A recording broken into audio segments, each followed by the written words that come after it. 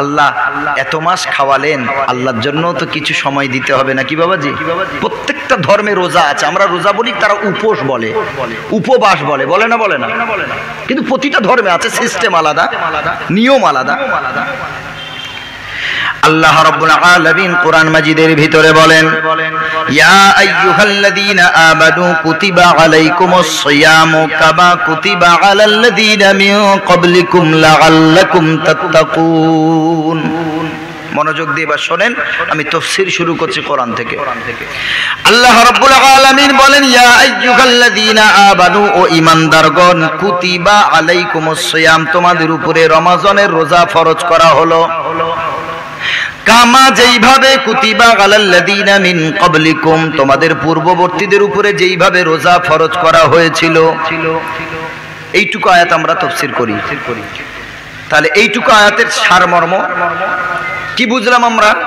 আমাদের উপরে আল্লাহ রমজানের রোজা ফরজ করেছেন। ফরজ না সুন্নত?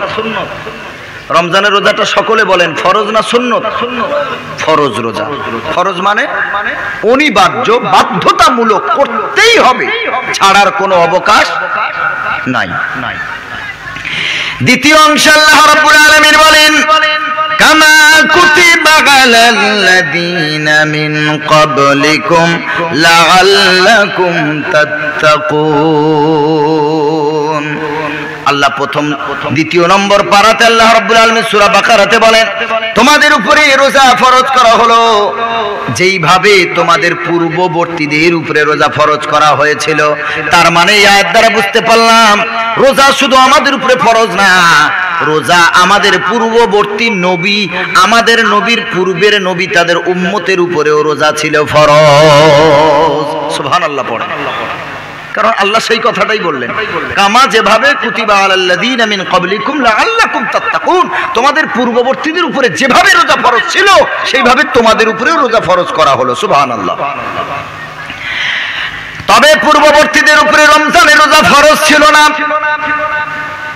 তাদের উপরে যেই রোজাটা বাধ্যতামূলক ভাবে করা হয়েছিল ওই রোজাটা ছিল আশুরা রোজা, মুহররম মাসের শেষ 10 দিনের আশুরা রোজা। জোরে বলেন সুবহানাল্লাহ। আশারা মানে 10।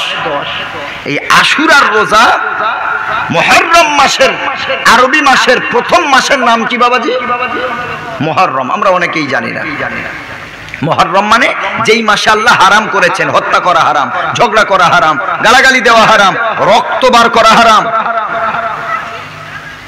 এই মাসে শুধু ইবাদত করতে হয়। আল্লাহর নবী সাল্লাল্লাহু আলাইহি ওয়াসাল্লাম বলেন, আফজালুস সিয়ামি বাদা রমাজান, রমাজান মাসের পর উত্তম মাস হলো শাহরুল্লাহিল মুহররম। রমজান মাসের পরে উত্তম মাস হলো মুহররম মাস। রমজানের রোজার পরে উত্তম রোজার মাস হলো মুহররমের আশুরার রোজা। সুবহানাল্লাহ পড়েন। রমজান মাসের পর কোন মাসের রোজাটা সবচেয়ে উত্তম? জি, আশুরার রোজার ফজিলত অনেক, কিন্তু আমাদের উপরে আখেরি পয়গম্বর এবং তার উম্মতের উপরে রমজানের রোজাটা ফরজ হওয়ার পর আশুরার রোজাটা তখন নফল হয়ে যায়। আশুরার রোজা তখন কি হলো? নফল হয়ে গেল, ওটা আর ফরজ নাই। কিন্তু নফল হলে কি হবে? ফরজ থাকাকালীন যেই ফজিলত ছিল, যত সওয়াব আল্লাহ দিতেন, নফল হলেও আল্লাহ সেই সওয়াবটাই নির্ধারিত রেখেছেন। জোরে বলেন সুবহানাল্লাহ। কারণ আল্লাহর ভান্ডারে কোনো কম নাই। আল্লাহর ভান্ডারে কি কোনো কম আছে যে আল্লাহ আমাদের বেশি দিলে আল্লাহর একটু কম পড়ে যাবে? নাউজুবিল্লাহ। তা আল্লাহ কেন কমাবেন? ফরজ হোক আর নফল হোক, আল্লাহ কমান না। আল্লাহ রাব্বুল আলামিন বলেন, ওয়াল্লাহুল গনিয়্যু ওয়া আনতুমুল ফুকারা, আমি আল্লাহ হলাম ধনী, সারা পৃথিবীর সব মানুষেরা হলো ফকির। সে যত বড় টাকাওয়ালা হোক, সে আল্লাহর কাছে কি ফকির। কারণ বাদশাহ নমরুদ, সাদ্দাত, ফেরাউন, কামান, হারুন, এদের আল্লাহ অনেক পয়সা দিয়েছিলেন, ক্ষমতা দিয়েছিলেন, কিন্তু এরা মরে কি কিছু নিয়ে যেতে পেরেছে না খালি হাতে গেছে? খালি হাতে বাস। তাহলে বড়ত্ব করে আর অহংকার করার লাভটা কি? তুমি নেতা হও আর কেতা হও, খালি হাতেই তোমারে যেতে হবে, কিচ্ছু নিয়ে যেতে পারবে না। কোথা নমরুদ, কোথা সাদ্দাত, কারুন আজি কোথা, রিক্ত হস্তে মাটির গহীনে রয়েছে তাদের পোতা। সাদ্দাত সম পলক তোমার নাহি কোহেলিতে দিবে, আর হুঙ্কারে মালাকুল মউত তোমায় নিয়ে যাবে। কোথা থেকে আগমন, কোথায় যেতে হবে রে, কোথা থেকে আগমন, কোথায় যেতে হবে রে, কে আনিল কি কারণে জানি না রে এভাবেতে। দীপ্ত কণ্ঠে মনির কহে ফুলতা যা কি রয়ে কখনো, এক রাত কি দুরাত রহে ভুল বুঝিস নে তোর জীবন। ঠিক এমনি করে সাঙ্গ হবে এই ভবের খেলা পড়ে রবে, ঠিক এমনি করে সঙ্গ হবে এই ভবের খেলা পড়ে রবে। কোথায় ভাই যে চলে যাবে, খোঁজ খবর কি থাকবে ভবে। এই দুনিয়ায় সবই পর, কবর যে তোর আসল ঘর। এই দুনিয়ায় সবই পর, কবর যে তোর আসল ঘর। মরণ তোমায় লইবে ঘিরি যতই করো বাহানা, চিন্তা করে দেখো না কবরে কি যাবে না, চিন্তা করে দেখো না কবরে কি যাবে না। এ দুনিয়া ছাড়িয়া কোথায় যাইবে ভাগিয়া, এ দুনিয়া ছাড়িয়া কোথায় যাইবে ভাগিয়া। মরণ তোমায় লইবে ঘিরি, মরণ তোমায় লইবে ঘিরি যতই করো বাহানা, চিন্তা করে দেখো না কবরে কি যাবে না। অবশেষের ঠিকানা শুধু মাটির বিছানা। মরণ থেকে কোথায় পালাও, মরণ তোমায় নেবে ঘিরি। যদিও সুদূর আকাশ পানে লুকাও সেটা লাগিয়ে সিঁড়ি। মরণ থেকে কোথায় পালাও, মরণ তোমায় নেবে ঘিরি। যদিও সুদূর আকাশ পানে লুকাও সেটা লাগিয়ে সিঁড়ি। নদী পথে নৌকা চালাও ও মাঝি ভাই, আর ভেলা ডোবার আগে আমি ও পার উঠতে চাই। ডুবে গেলে ভেলারে আর ওঠে না, ডুবে গেলে ভেলারে আর ওঠে না। ভেঙে গেলে মেলারে আর জমে না। নদীর কুল ভাঙে ও কুল গড়ে, নদীর কুল ভাঙে ও কুল গড়ে। এই তো নদীর খেলা, আর সকাল বেলার ধনীর তুই ফকির সন্ধ্যা বেলা।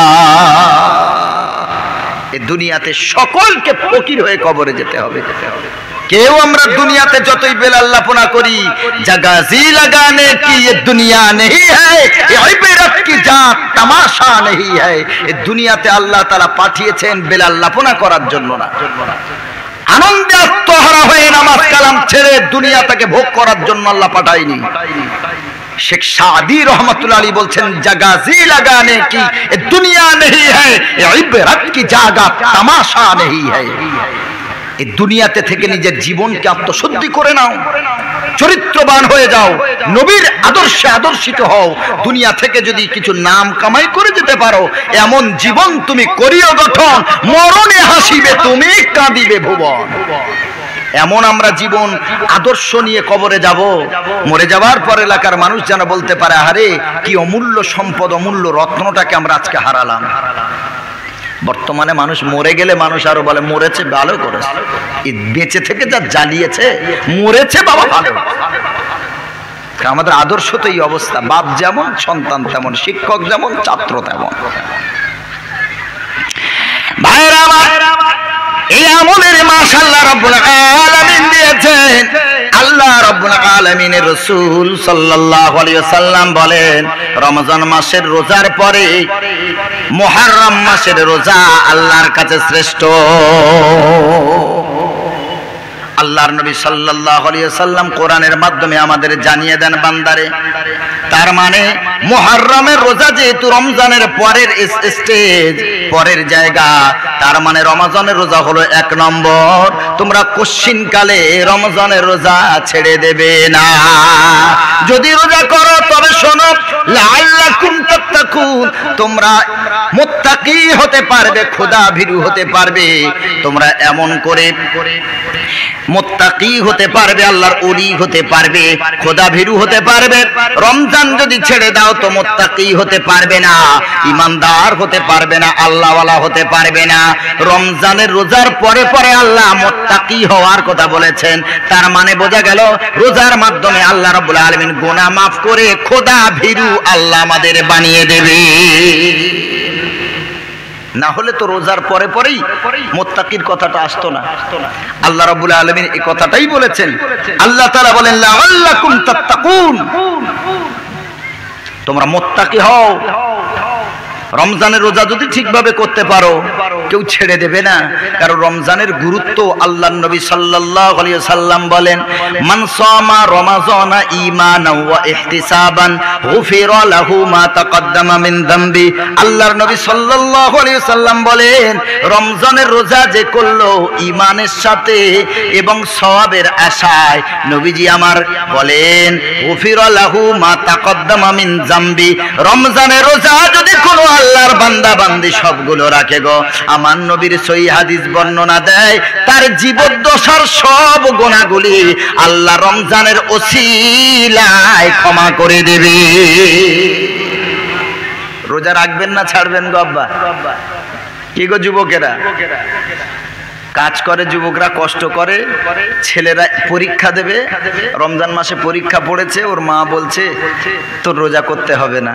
বয়স কত? 15 বছর, 16 বছর, 14 বছর, 13 বছর, 12 বছর ক্রস করে গেছে।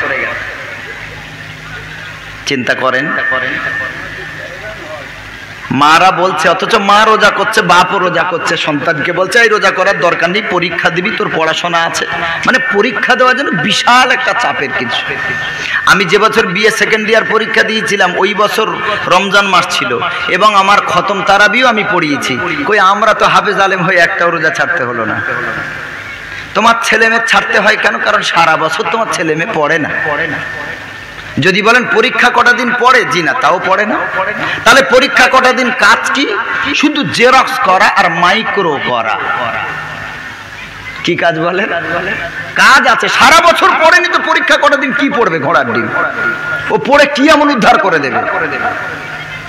ওই কটা দিনও একটু মাইক্রো করবে, বইয়ের বড় লেখাগুলো ছোট করবে, কাটতে সময় লাগবে, গুছাতে সময় লাগবে। ঠিক বলছি না ভুল বলে? এত কষ্টের কাজ রোজা রাখলে এইসব হয়? ওইগুলো গুছাতে হবে পার্ট বাই পার্ট, তারপরে কোনটা রাখতে হবে, 1 নম্বরের কোশ্চেন কোনটা, 5 নম্বরের কোশ্চেন কোনটা, 10 নম্বরের কোশ্চেন কোনটা, 20 নম্বরের কোশ্চেন কোনটা, পার্টে পার্ট সব খাপে খাপ আব্দুল্লাহর বাপ সব সুন্দর করে সাজিয়ে রেখেছে। শুধু পরীক্ষার হলে একটু এদিক ওদিক হবে, বিসমিল্লাহ বলে বার করবে। বিশাল পড়ালেখা করছে, আর ওর মা বলছে আমার ছেলে মেয়ে পড়ালেখা করছে, রোজা করলে কষ্ট হবে। কিসের কষ্ট গো? আল্লাহকে যে ভয় করবে, ইসলাম শরিয়াত তার কাছে কষ্ট বলে মনে হবে? আল্লাহর ভয় যার ভিতরে থাকবে, নামাজ তার কাছে কষ্ট বলে মনে হবে? আল্লাহ তাআলা বলেন যারা আমারই ভয় করে, নামাজ তাদের কাছে কষ্ট লাগবে না। কিসের কষ্ট? আমি তো 50 কেটে 5 করেছি, টোটাল 40-45 আমি আল্লাহ আউট করে দিয়েছি। সুবহানাল্লাহ পড়েন। আমাদের উপরে ওয়াক্ত নামাজ আসছিল, মেয়ারাজের ঘটনা ভুলে গেছেন? আল্লাহ নবী আসার সময় মুসা নবীর সাথে দেখা, মুসা নবী মুচকি হেসে বলছে, ও নবী কি নিয়ে যাচ্ছ? আল্লাহ তোমার কি হাদিয়া দিয়েছে উপহার? বলেই তো 50 ওয়াক্ত নামাজ। বলে কি আশ্চর্য, তাড়াতাড়ি আল্লাহর কাছে যাও, কমিয়ে নিয়ে এসো। বলে কেন? বলে এই 50-এর বোঝা তোমার উম্মতি এই বোঝাটা সাজা হয়ে যাবে ওদের। কমাতে কমাতে কমাতে কমাতে লাস্টে 5 নিয়ে আসছে। মুসা নবী বললে কত? বললো 5 আছে। বলে আবার যাও, কমিয়ে নিয়ে এসে 5ও পারবে না। তখন আমার নবী বললেন, আমার কি লজ্জা বলে কিছু নেই নাকি? আমি আর কতবার আল্লাহর কাছে যেতে পারি এক জিনিস নিয়ে? আমি আর যাবো না, ওই 5 নিয়ে ফিরে যাচ্ছি। সুবহানাল্লাহ পড়েন। আল্লাহ কেন বারবার? আল্লাহ আগেই জানতেন না যে আমার নবী আবার ফিরে আসবে আমার কাছে? জানতেন। এই সিস্টেম কেন করলেন? আল্লাহ চান না যে আমার হাবিব আমার কাছে এসেছে, আমার হাবিব তাড়াতাড়ি চলে যাক। জোরে বলেন সুবহানাল্লাহ। আল্লাহ আমার নবীকে কত ভালোবাসেন, এজন্য আল্লাহ সিস্টেম করে দিলেন। আল্লাহ জানেন যে মুসার সাথে দেখা হবে, আবার আমার কাছে আসবে, আবার আমি একটু গল্প করব, কথা বলবো, আবার আমি কিছু কমাবো। না হয়তো আল্লাহ জানেন যে 5 নিয়েই ফিরবে, তাহলে একবারে আল্লাহ 5 না দিয়ে 50 দিলেন কেন? কারণ আল্লাহ আমার নবীকে সব থেকে বেশি ভালোবাসেন। জোরে বলেন না সুবহানাল্লাহ। এর জন্য আমার নবীকে আল্লাহ হাবিবুল্লাহ বলে ডাকতেন, মুসা নবীকে কালিমুল্লাহ বলে ডাকতেন, ইব্রাহিমকে খলিলুল্লাহ বলে ডাকতেন, ইসমাইল সাল্লামকে জবিহুল্লাহ বলে ডাকতেন, আপনার নূহ নবীকে নবিয়ুল্লাহ বলে ডাকতেন। আর আমার নবীকে আল্লাহ তাআলা হাবিব, হাবিব মানে অন্তরঙ্গ, ক্লোজ ফ্রেন্ড, অন্তরঙ্গ বন্ধু। জোরে বলেন সুবহানাল্লাহ। অত্যন্ত ভালোবাসতেন। আল্লাহ রাব্বুল আলামিন বলেন, বান্দারে, নবীজি বলেন, রমজান মাসে যদি কেউ রোজা করে তার জীবনের সব গুনাহগুলি আল্লাহ রাব্বুল আলামিন ক্ষমা করে দেন। এজন্য বাচ্চাদের রোজা রাখা প্র্যাকটিস করাবেন। আল্লাহ নবীর এক হাদিস আছে, মুরু আওলাদাকুম বিসসালাত ওয়া হুম আবনাউ 7 সিনিন। বাচ্চার বয়স যখন 7 বছর হবে, সবাই বলেন কত বছর? 7। বাপ মা কেমন হতে হয় নবী শেখাচ্ছেন। 7 বছর বয়স হবে, ওকে এবার নামাজ শেখাও, রোজা শেখাও, ওযু শেখাও, ইসলামের ফরজ বিধান ওকে শেখাও। ফাদরিবুহুম আলাইহা ওয়া হুম আবনাউ 10 সিনিন। যখন 10 বছর পার হয়ে যাবে এবং এবার 10 পার হওয়ার পর 7 থেকে 8, 9, 10 এই 3 বছর কখনো নামাজ পড়বে, কখনো ছাড়বে, অসুবিধা নাই। কিন্তু ফাদরিবুহুম আলাইহা ওয়া হুম আবনাউ 10 সিনিন। 10 যখন ক্রস করে দেবে, 10 বছর যখন পার করবে, আমার নবীজি বলেন ফাদরিবুহুম, ওকে এবার পিটিয়ে নামাজ পড়াও। কি করে নামাজ পড়াতে হবে? কে গো বাবাজি? জোরে বলেন না যারা সন্তানের বাবা আছেন। আচ্ছা বলেন তো, 10 বছরের একটা ছেলে যদি বা মেয়ে যদি স্কুল থেকে আসে, ওর মার পথের দিকে তাকিয়ে আছে, সবাইকে খাইয়ে দাইয়ে, মা এখনো কিন্তু খায় না। বাচ্চা স্কুল থেকে আসবে, তাকে খাইয়ে তারপর মা খায়। ঠিক বলছি না ভুল? জি। বাচ্চা এসেছে, গাড়ি থেকে নেমেছে, মা দৌড় দিয়ে চলে গেছে বাচ্চাকে আনার জন্য। 3-4 ঘন্টা বাচ্চাকে দেখতে পাইনি। বাচ্চাকে কোলে নিয়ে গালে চুমা খাচ্ছে, বুকের মধ্যে ঝাপটে নিয়ে কপালে চুমা খাচ্ছে, আদর। কয়েক ঘন্টা দেখতে পাইনি। আচ্ছা তুমি যদি মা বাপ হয়ে তোমার সন্তানের এতই ভালোবাসা থাকে, তো আল্লাহ তো তোমার ব্যাপারে বলল, এই ইমানদারেরা কু আনফুসাকুম, নিজেও বাঁচো জাহান্নাম থেকে, ওয়া আহলিকুম নার, তোমার সন্তান সন্ততিদেরকেও, তোমার আহল বর্গদেরকেও তুমি জাহান্নাম থেকে বাঁচাও। 28 নম্বর সূরা, 28 নম্বর পারার একদম শেষ সূরা, সূরা তাহরিমে এই কথাটা আল্লাহ বলেছেন। তাহলে ভালোবাসা তো এর নাম, নিজেও বাঁচো আর অপরকেও বাঁচাও।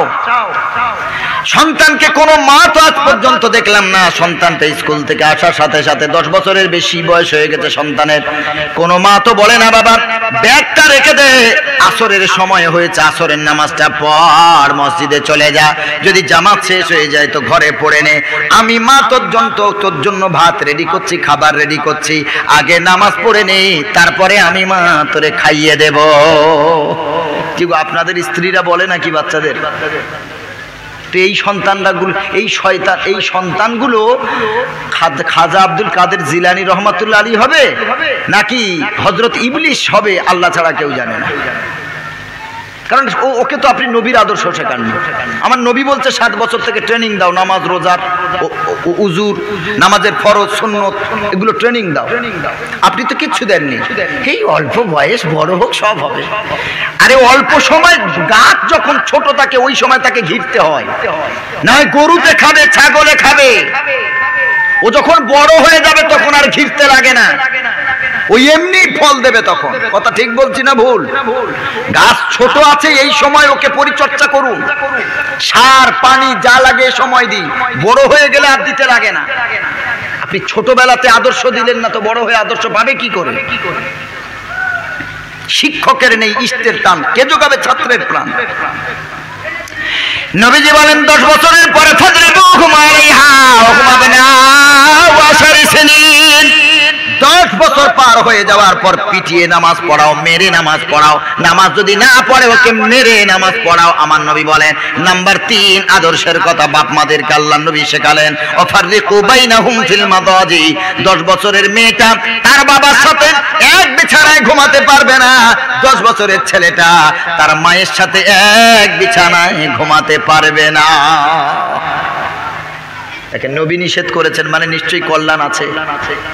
পূর্ব মেদিনীপুরে এক জায়গায় জলসায় গেলাম, ওই অক্টোবর কি নভেম্বরে হবে হয়তো, যেই বাড়িতে আমরা ছিলাম ওই বাড়িওয়ালা আমার কাছে কান্না করছে। একদম কুকড়াহাটি পার হয়ে বাঁ দিকে কিছুটা গেলে ওখানে, জায়গার নাম এখন মনে নাই, এত কান্না কাঁদছে হাতটা ধরে। বলছে কি হয়েছে? বলছে দুঃখের কথাটা কি বলবো, লজ্জাজনক কথা। আমার একজন বিএ পাস ছেলে তার নিজের মাকে নিয়ে পালিয়ে গেছে। নাউজুবিল্লাহ পড়েন। বলে আমার ছেলে যদি অশিক্ষিত হতো আমি না হয় তাও একটু মনে বোধ দিতে পারতাম, কিন্তু আমার ছেলে তো বিএ পাস, তার নিজের ছেলের সাথে কি করে চলে যায়?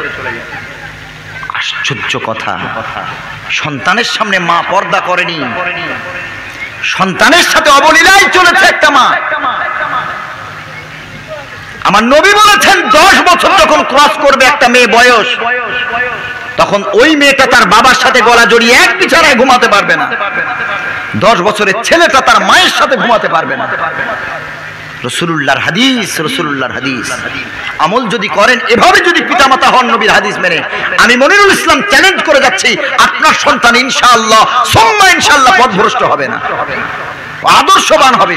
ও পিতামাতার মূল্যবোধ চেতনাবোধের ভিতরে থাকবে। পিতামাতা কেমন জিনিস, অন্য কোন ছেলে তোমাকে যদি 2 বেলা খেতে না দেয়, নবীর আদর্শ যেই ছেলেটা পাবে, আল্লাহর কসম ওই ছেলেটা পিতামাতাকে জীবনেও ফেলে দেবে না।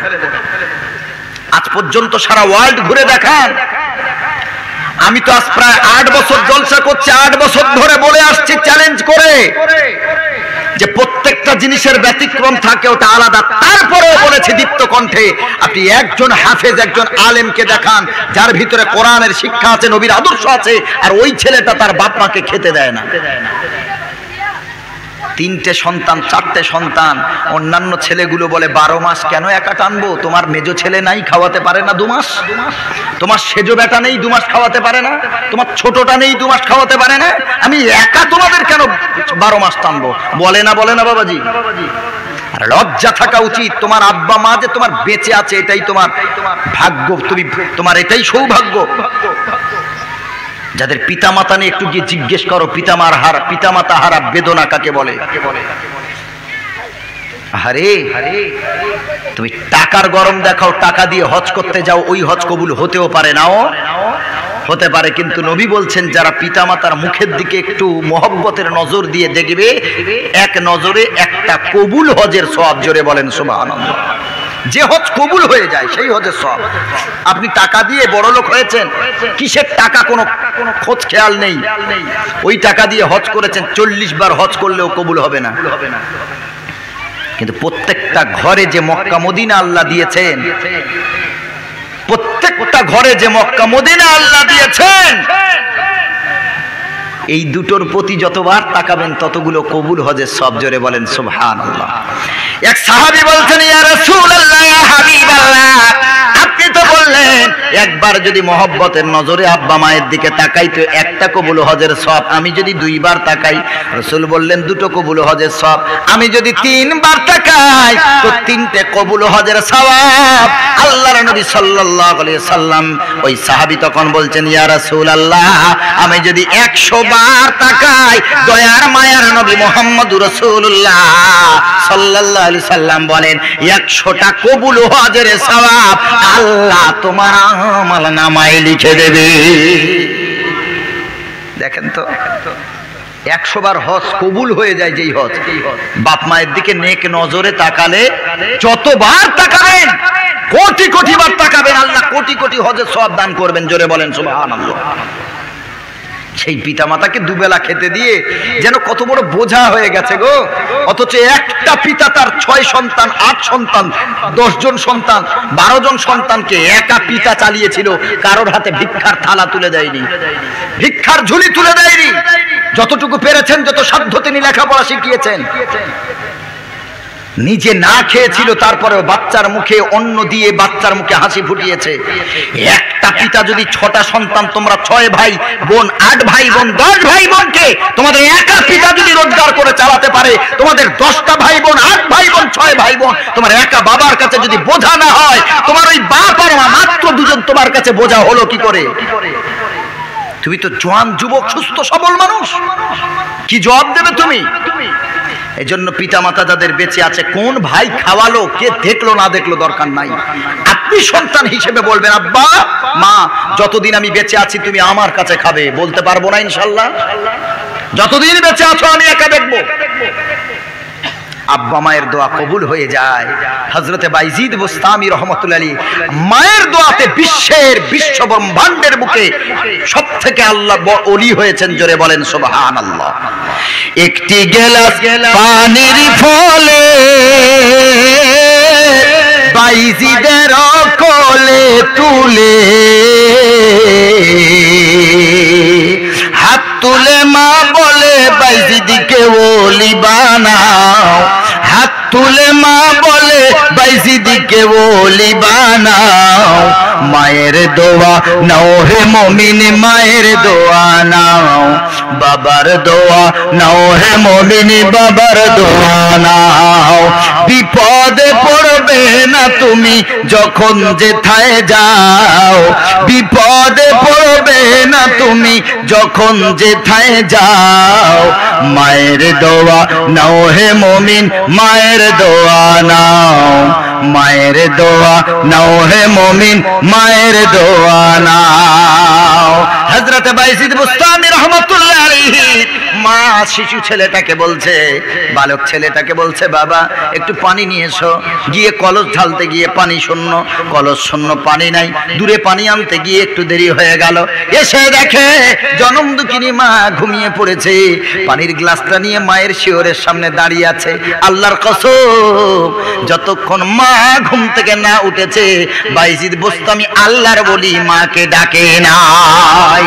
তিনি চিন্তা করলেন এই অল্প বয়সে মা ঘুমায়, যদি ডাকি মায়ের ঘুমটা ভেঙে যাবে, মায়ের কষ্ট হবে গো। এজন্য মা মাথার শিয়রের সামনে গ্লাসটা হাতে ধরে দাঁড়িয়ে আছে, রেখেও দেয় না, ঘুমিয়েও পড়ে না। কারণ জানে মায়ের ঘুম ভাঙার পর মা যদি পানি খোঁজ করে, পানি না পেয়ে মায়ের কষ্ট হবে। এজন্য করে তিনি পানির গ্লাসটা নিয়ে মায়ের মাথার সামনে দাঁড়িয়ে আছে। গভীর রজনী কেটে যাওয়ার পর ফজরের রক্তের সময় মায়ের ঘুমটা ভেঙে গেল। মায়ের ঘুমটা ভেঙে পাশে হাত দিয়ে দেখে ছেলে নাই, মাথার দিকে তাকিয়ে দেখে ছেলে গ্লাস নিয়ে দাঁড়িয়ে আছে। এ বাবা বুস্তামি, এ বাইজিদ, কেন তুমি না ঘুমিয়ে দাঁড়িয়ে আছো আমার মাথার সামনে? ওই ছোট্ট বালক বলে, বাগো আমি কলসতে পানি না পেয়ে আমি বাইরে গেলাম, একটু দেরি হয়েছে, লেট হয়েছে, এসে দেখি তুমি ঘুমিয়ে পড়েছ। আমি চিন্তা করলাম তোমার যদি ঘুমটা ভাঙাই তোমার কষ্ট হবে, এজন্য করে আমি তোমার নিদ্রাতে ব্যাঘাত না ঘটিয়ে আমি গ্লাসটা ধরে আছি। আর আমি ঘুমিয়ে পড়লে পড়তে পারতাম, কিন্তু ঘুম ভাঙার পর তুমি যদি যথা সময়ে পানি না পাও তোমার কষ্ট হবে। এজন্য আমি ঘুমাই নাই, তোমার মাথার সামনে জেগে আছি। মা পানির গ্লাসটা হাত থেকে নিয়ে পানি পান করে আল্লাহর কাছে মা তাহাজ্জুদের নামাজ পড়ে আল্লাহর কাছে এমন দোয়া করলেন, আল্লাহ মায়ের দোয়ার বরকতে হযরত বাইজিদকে ওয়ার্ল্ড ফেমাস আল্লাহর ওলি বানালে। সুবহানাল্লাহ, সুবহানাল্লাহ। মাকে ভালোবাসবেন বাবাজি। যাদের মা বাপ বেঁচে আছে জীবনে কষ্ট দেবেন না। আল্লাহর রাসূল বললেন, রিজাল ওয়ালিদি রিজাল্লাহ। আব্বা মা যদি খুশি থাকে, কে খুশি থাকবে? একটু জোরে বলেন। আব্বা মার খুশিতে কে খুশি? আল্লাহ। আব্বা মার নারাজগিতে কে নারাজি? আল্লাহ। আব্বা মা যদি নারাজ থাকে আল্লাহও নারাজ, আব্বা মা যদি খুশি থাকে আল্লাহও খুশি। এজন্য আমরা দোয়া করব সর্বহালতে যে আল্লাহ যদি আমাদের কোলে আমাদের আব্বা মাকে তুমি তুলে নিয়ে থাকো তাহলে অন্তত আব্বা মায়ের মুখে শেষ হাসিটা যেন একটু দেখে যেতে পারি। আল্লাহ যেন কবুল করেন, সকলে বলেন আমিন। আর যাদের আব্বা মা ইন্তেকাল করেছে তাদের জন্য বেশি বেশি সাদকা করবেন, দান করবেন, আর নিজে গিয়ে কবর জিয়ারত করবেন। হুজুর দাওয়াত দিতে হবে না, আপনি আল্লাহকে ডাকবেন। আল্লাহ ডাকতে গিয়ে আবার হুজুর দরকার পড়ে কেন? মায়ের কাছে বাবার কাছে টাকা পয়সা চান তখন তো আল্লাহ ডাকতে হয় না। আমা 100 টাকা দাও, 50টা টাকা দাও। তো আপনার চাহিদা আপনি মাকে বলছেন, মা আপনার চাহিদা পূরণ করছে। তো আল্লাহকে তো এইভাবেই বলবেন। এই হাতটা তুললেন, আল্লাহ এই কবরে আমার আব্বা মা দাদা দাদি শুয়ে আছে, তুমি ক্ষমা করে দাও। এইটুকু বলা যাবে না বাবাজি? এইটুকুর জন্য আবার হুজুরকে ডাকতে হয়? আপনি তো নিজে দোয়া করবেন আল্লাহর কাছে কেঁদে কেঁদে, আল্লাহ আমার গোনা যা আছে তুমি ক্ষমা করো। আল্লাহ ইমানের সাথে মৃত্যু দিও, সারা জীবন যেন 5 ওয়াক্ত নামাজ পড়তে পারে। আল্লাহ তো আল্লাহ তুমি একটু দয়া করো, কবুল করে নিও, তৌফিক দিও। এইটাই তো কথা, আপনার মনের ভাব আপনি আল্লাহর কাছে প্রকাশ করবেন দোয়ার মাধ্যমে। এইটাই তো দোয়া মানে ডাকা। আল্লাহ তাআলা বলেন উজিবু দাওয়াতাদ দাঈ ইযা দাআন। যখন কোন দাঈ বা দোয়া করনে ওয়ালা যখন আল্লাহকে ডাকে তখন আল্লাহ তার দোয়া কবুল করে, তার ডাকে সাড়া দেয়। জোরে বলেন সুবহানাল্লাহ। আপনি আরেকজনের মাধ্যম দিয়ে কেন দোয়া করেন? আপনার মা চলে গেছে, বাবা চলে গেছে, সন্তান চলে গেছে, বিবি চলে গেছে, স্বামী চলে গেছে, আপনি নিজে দোয়া করেন। কিছু মনে হয় মারা গেছে, খুব গন্ধ বেরোচ্ছে। জি জি জি, আশেপাশে বড় হয় কিছু মারা গেছে। ভাইরা আমার, রোজা সম্পর্কে বলছিলাম। আল্লাহর নবী সাল্লাল্লাহু আলাইহি সাল্লাম বলেন যদি কেউ রমজানের রোজা করে, আমি বলেছি যদি রোজা করে গো সারা জীবনের গুনাহ খাতা আল্লাহ মাফ করে দেবে। দয়ার নবী বলেন কোন মা যদি সন্তানকে রোজা রাখতে বাধা দেয়, কোন বাবা যদি সন্তানকে রোজা রাখতে বাধা দেয়, সন্তানকে নামাজ পড়তে বাধা দেয়, আল্লাহ নবী সাল্লাল্লাহু আলাইহি সাল্লাম বলেছেন ওই মায়ের ওই বাবা রোজা আল্লাহ কবুল করবে না। কমিটি ভাইরা একটু দেখবেন, অত্যন্ত দুর্গন্ধ বেরোচ্ছে, মনে হয় পেট ফেটে গেছে বা কিছু হবে। আমার কমিটি ভাই যারা আছেন এই জলসার কমিটি, সবাই ওঠাউঠি করবেন না। আমি বক্তা পালাইনি, আপনি পালাচ্ছেন কেন? আমারও তো কষ্ট হচ্ছে কথা বলতে। বসেন বাবা, বসেন, একটু সবর করেন। কমিটি ভাইদের বলেছি তারা দেখবে, একটু দেখবেন লাইট টাইট নিয়ে কিছু যদি ওখানে ছড়ানো যায়। বসেন বাবাজি, বসেন। দামি দামি কথা হবে ইনশাল্লাহ, বসবেন, কেউ আর ওঠার দরকার নেই। আতর যদি একটু পকেটে থাকে একটু গায়ে ঘষে দেন, যদি আতর থাকে। নবীজি সাল্লাল্লাহু আলাইহি ওয়াসাল্লাম বলেন রমজানের ফজিলত দেখেন, রোজা রাখতে ভালো লাগে না। যদি রমজানের ফজিলত সম্পর্কে জানা থাকে তো আর বেরোজাদার আপনারা হবেন না। জওয়ান যুবকদের রোজা রাখতে ভালো লাগবে। আল্লাহর নবী সাল্লাল্লাহু আলাইহি সাল্লাম বলেন মা মিন আবদিন ইয়াসুমু ইয়াওমান ফি সাবিলিল্লাহি ইল্লা বা'দাল্লাহু বিযালিকা ওয়াজহাহু আনিন নারি 70 খরিফান। আল্লাহর নবী সাল্লাল্লাহু আলাইহি সাল্লাম বলেন আল্লাহর কোন বান্দা যদি আল্লাহকে রাজি খুশি করার জন্য একটা রোজা করে, খুব খেয়াল করেন কটা, আমার দিকে তাকান, ওদিকে কমিটির ছেলে যাচ্ছে তো, আমার দিকে তাকান, কটা রোজা করে? একটা রোজার ফজিলত শোনেন, একটা। আল্লাহ কত ভালোবাসেন। নবীজি বলেন মামিন আবদি ইয়াসুমু ইয়াওমান ফি সাবিলিল্লাহ, আল্লাহর রাস্তায় আল্লাহকে রাজি খুশি করার জন্য যদি কেউ একটা রোজা করে, শুধুমাত্র একটা রোজা করলে কি হবে গো? আল্লাহর নবী বলেন ইল্লা বা'দাল্লাহু বিযালিকা ওয়াজহাহু আনিন নারি 70 খরিফান।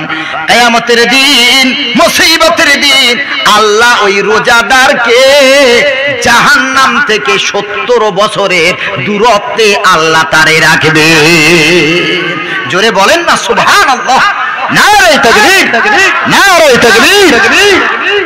কত বছরের দূরত্বে রাখবেন? কটা রোজায়? মাত্র একটা রোজা যদি করতে পারেন জাহান্নাম থেকে আল্লাহ 70 বছর দূরত্বে রাখবেন। সুবহানাল্লাহ।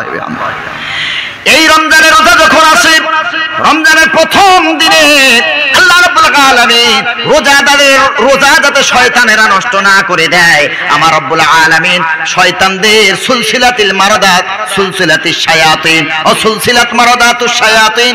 আল্লাহর নবী সাল্লাল্লাহু আলাইহি সাল্লাম বলেন রমজানের রোজা যেন নষ্ট না করে দেয়। রমজানের ওসিলায় বরকতে আল্লাহ পৃথিবীর যত শয়তানগুলো আছে আল্লাহ সব শয়তানকে জিঞ্জির দিয়ে চেন দিয়ে আল্লাহ বেঁধে দেয়। রমজানের বরকত, শয়তান কেউ ছাড়া থাকে না। আচ্ছা, তারপরেও অনেক মানুষ রমজানে শয়তানি করে না? করে না? কি গো, শয়তান তো বাঁধা, তারপরে কি সবাই রোজা করে? এদের আবার কোন শয়তান লাগে? শয়তান তো সব বাঁধা, একটাও ছাড়া নাই। এদের আবার কোন শয়তান লাগে? এখন তো শয়তান আর শয়তানি করে না, বসে বসে হাসে আমাদের শয়তানি দেখে। ওর আর দরকার পড়ে না, ও এখন মোটামুটি পেনশন পাচ্ছে, বয়স হয়ে গেছে, রিটায়ার্ড লাইফ ওর, ও বসে বসে পেনশন পাচ্ছে, আমাদের শয়তানি দেখে হাসে। যদি বলেন হুজুর রমজান মাসে শয়তান তো বাধা, তবে কে আমাদের দাগা দেয়? আপনার একটা উদাহরণ দিই, বুঝবেন। মনে করেন আজকে জলসার রান্না হচ্ছে, অনেকগুলো ইট সাজিয়ে কাঠ দিয়ে বিরিয়ানি হচ্ছে। আচ্ছা, রান্না শেষ হয়ে যাওয়ার পরে ওই যে ইটগুলো পাশে দেয়, ওই ইটগুলো কয়েক ঘন্টা গরম থাকে না? সব আগুন যদি তুলেও নেয়, তারপর আশপাশটা গরম থাকে না? থাকে না?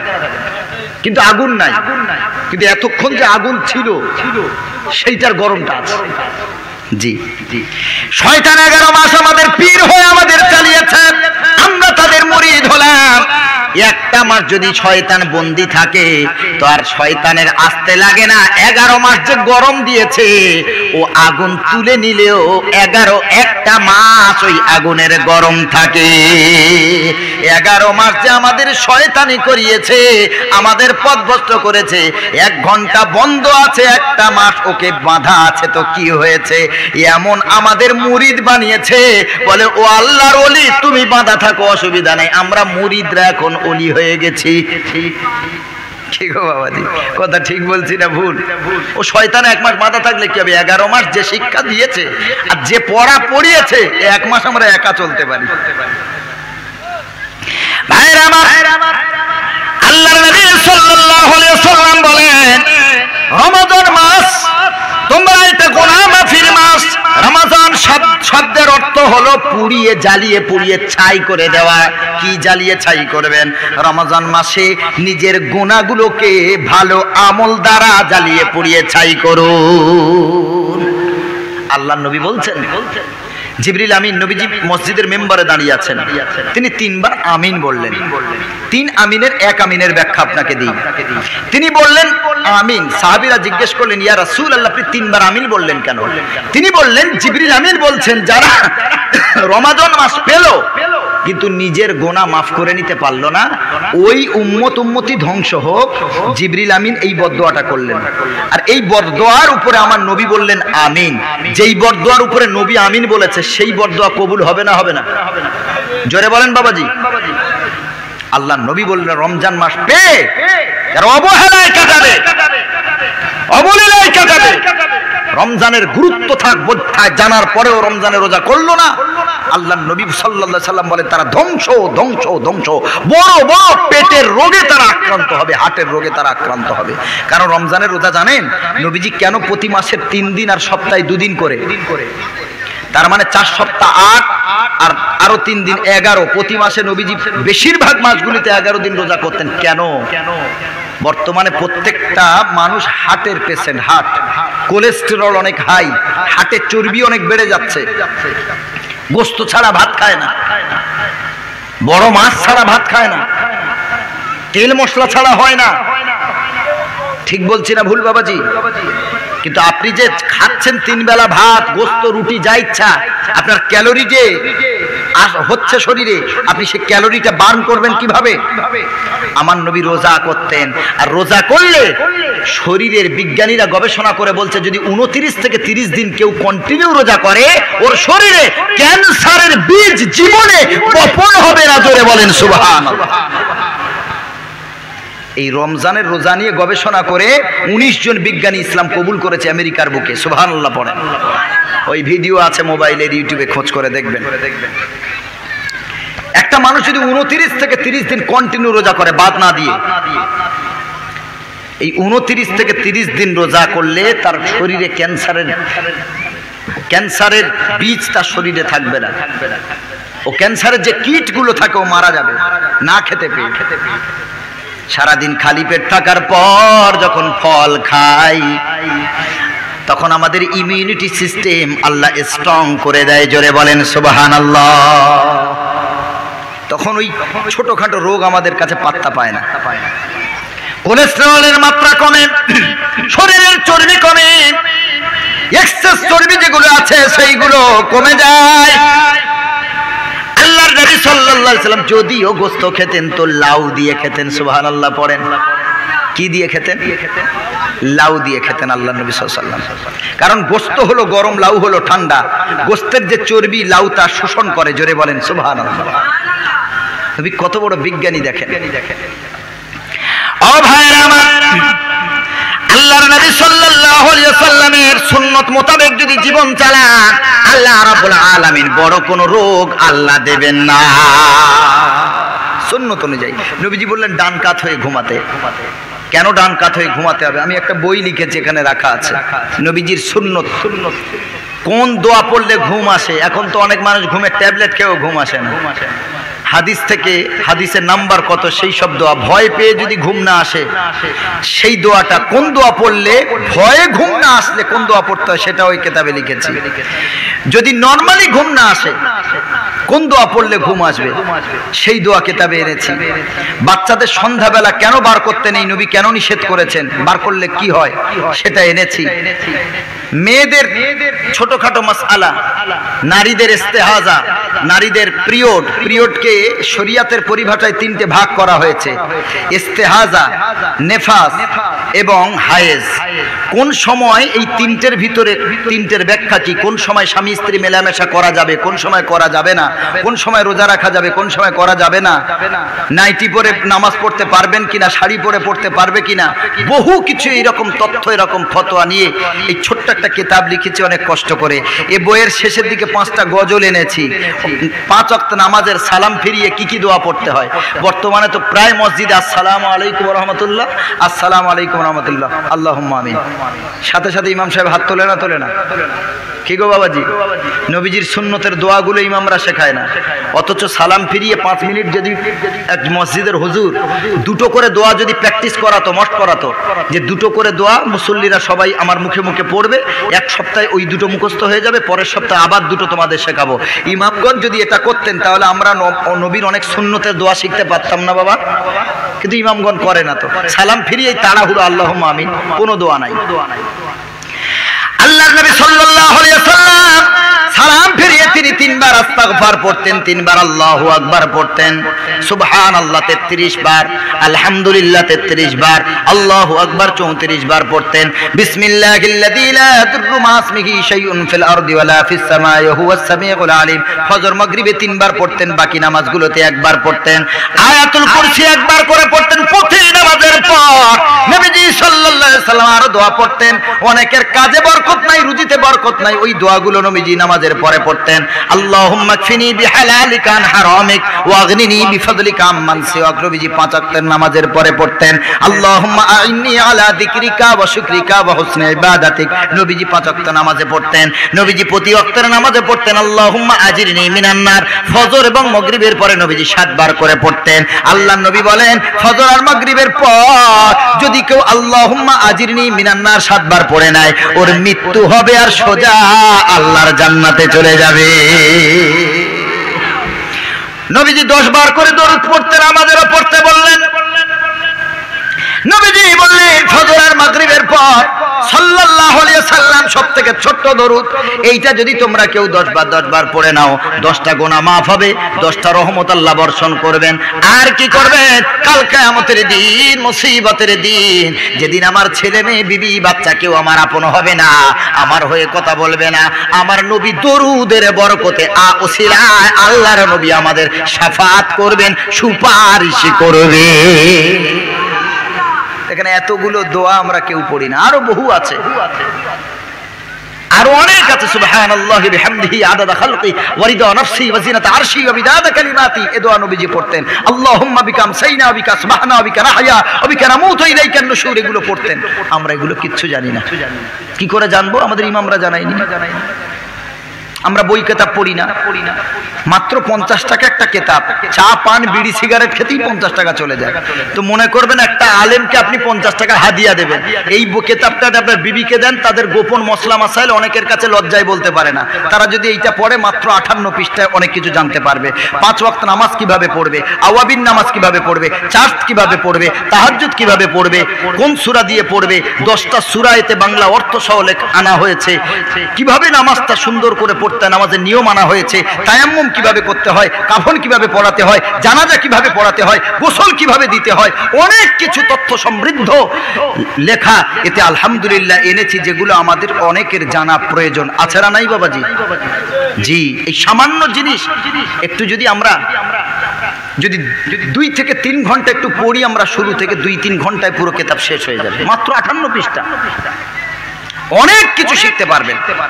অনেক দোয়া, দস্তরখানা উঠাবার দোয়া কি, আত্মীয়ের বাড়ি খাওয়ার দোয়া কি, খাওয়ার পরে খাওয়ার মাঝে কি দোয়া পড়তে হয়, পানি পান করার সুন্নত কি, কি বিধান, অনেক কিছু কিতাবে রাখা হয়েছে, যেগুলো আমাদেরও প্রয়োজন, আমাদের বিবিদেরও প্রয়োজন, মেয়েদেরও প্রয়োজন, বাচ্চাদেরও প্রয়োজন।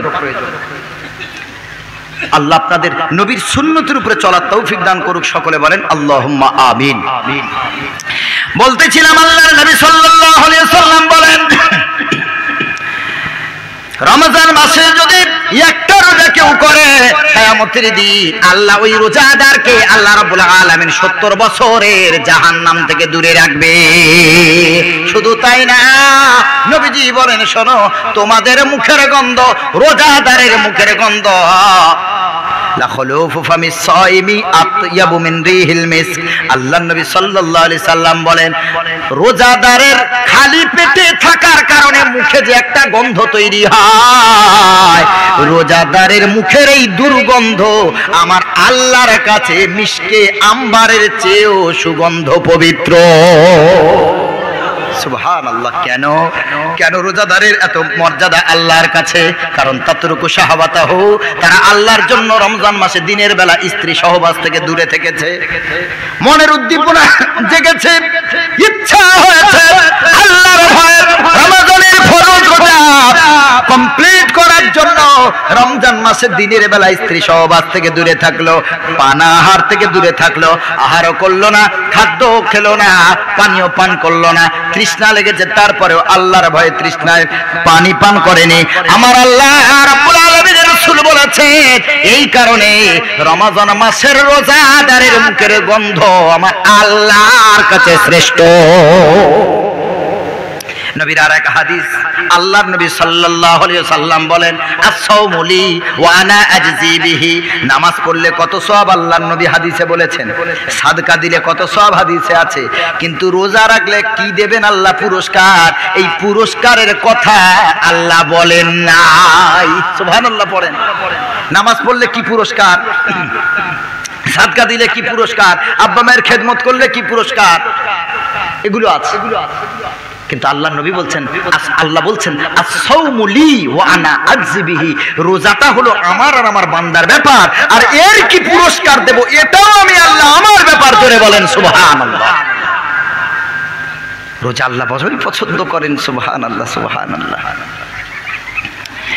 রমজানে আল্লাহ তার বান্দাকে অধিক ভালোবাসেন, এই জন্য করে রমজান মাস গোটা মাস আল্লাহ তার বান্দাকে না খালি পেটে সারাদিন রাখেন, এই জন্যই রাখেন। কিন্তু যদি বলেন হুজুর এটা আল্লাহর ভালোবাসা কি করে হতে পারে, আল্লাহ যদি আমাদের ভালোবাসবেন তো সারাদিন অনাহারে কেন আল্লাহ রাখেন?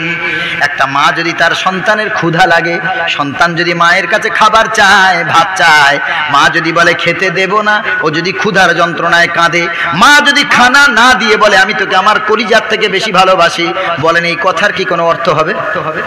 এই কথার কোনো মূল্য থাকবে? বাচ্চা ক্ষুধার যন্ত্রণায় কাতরাচ্ছে, মা বলছে খেতে দেব না, কিন্তু মা বলছে অনেক ভালোবাসি, তাহলে এটা আবার কেমন ভালোবাসা?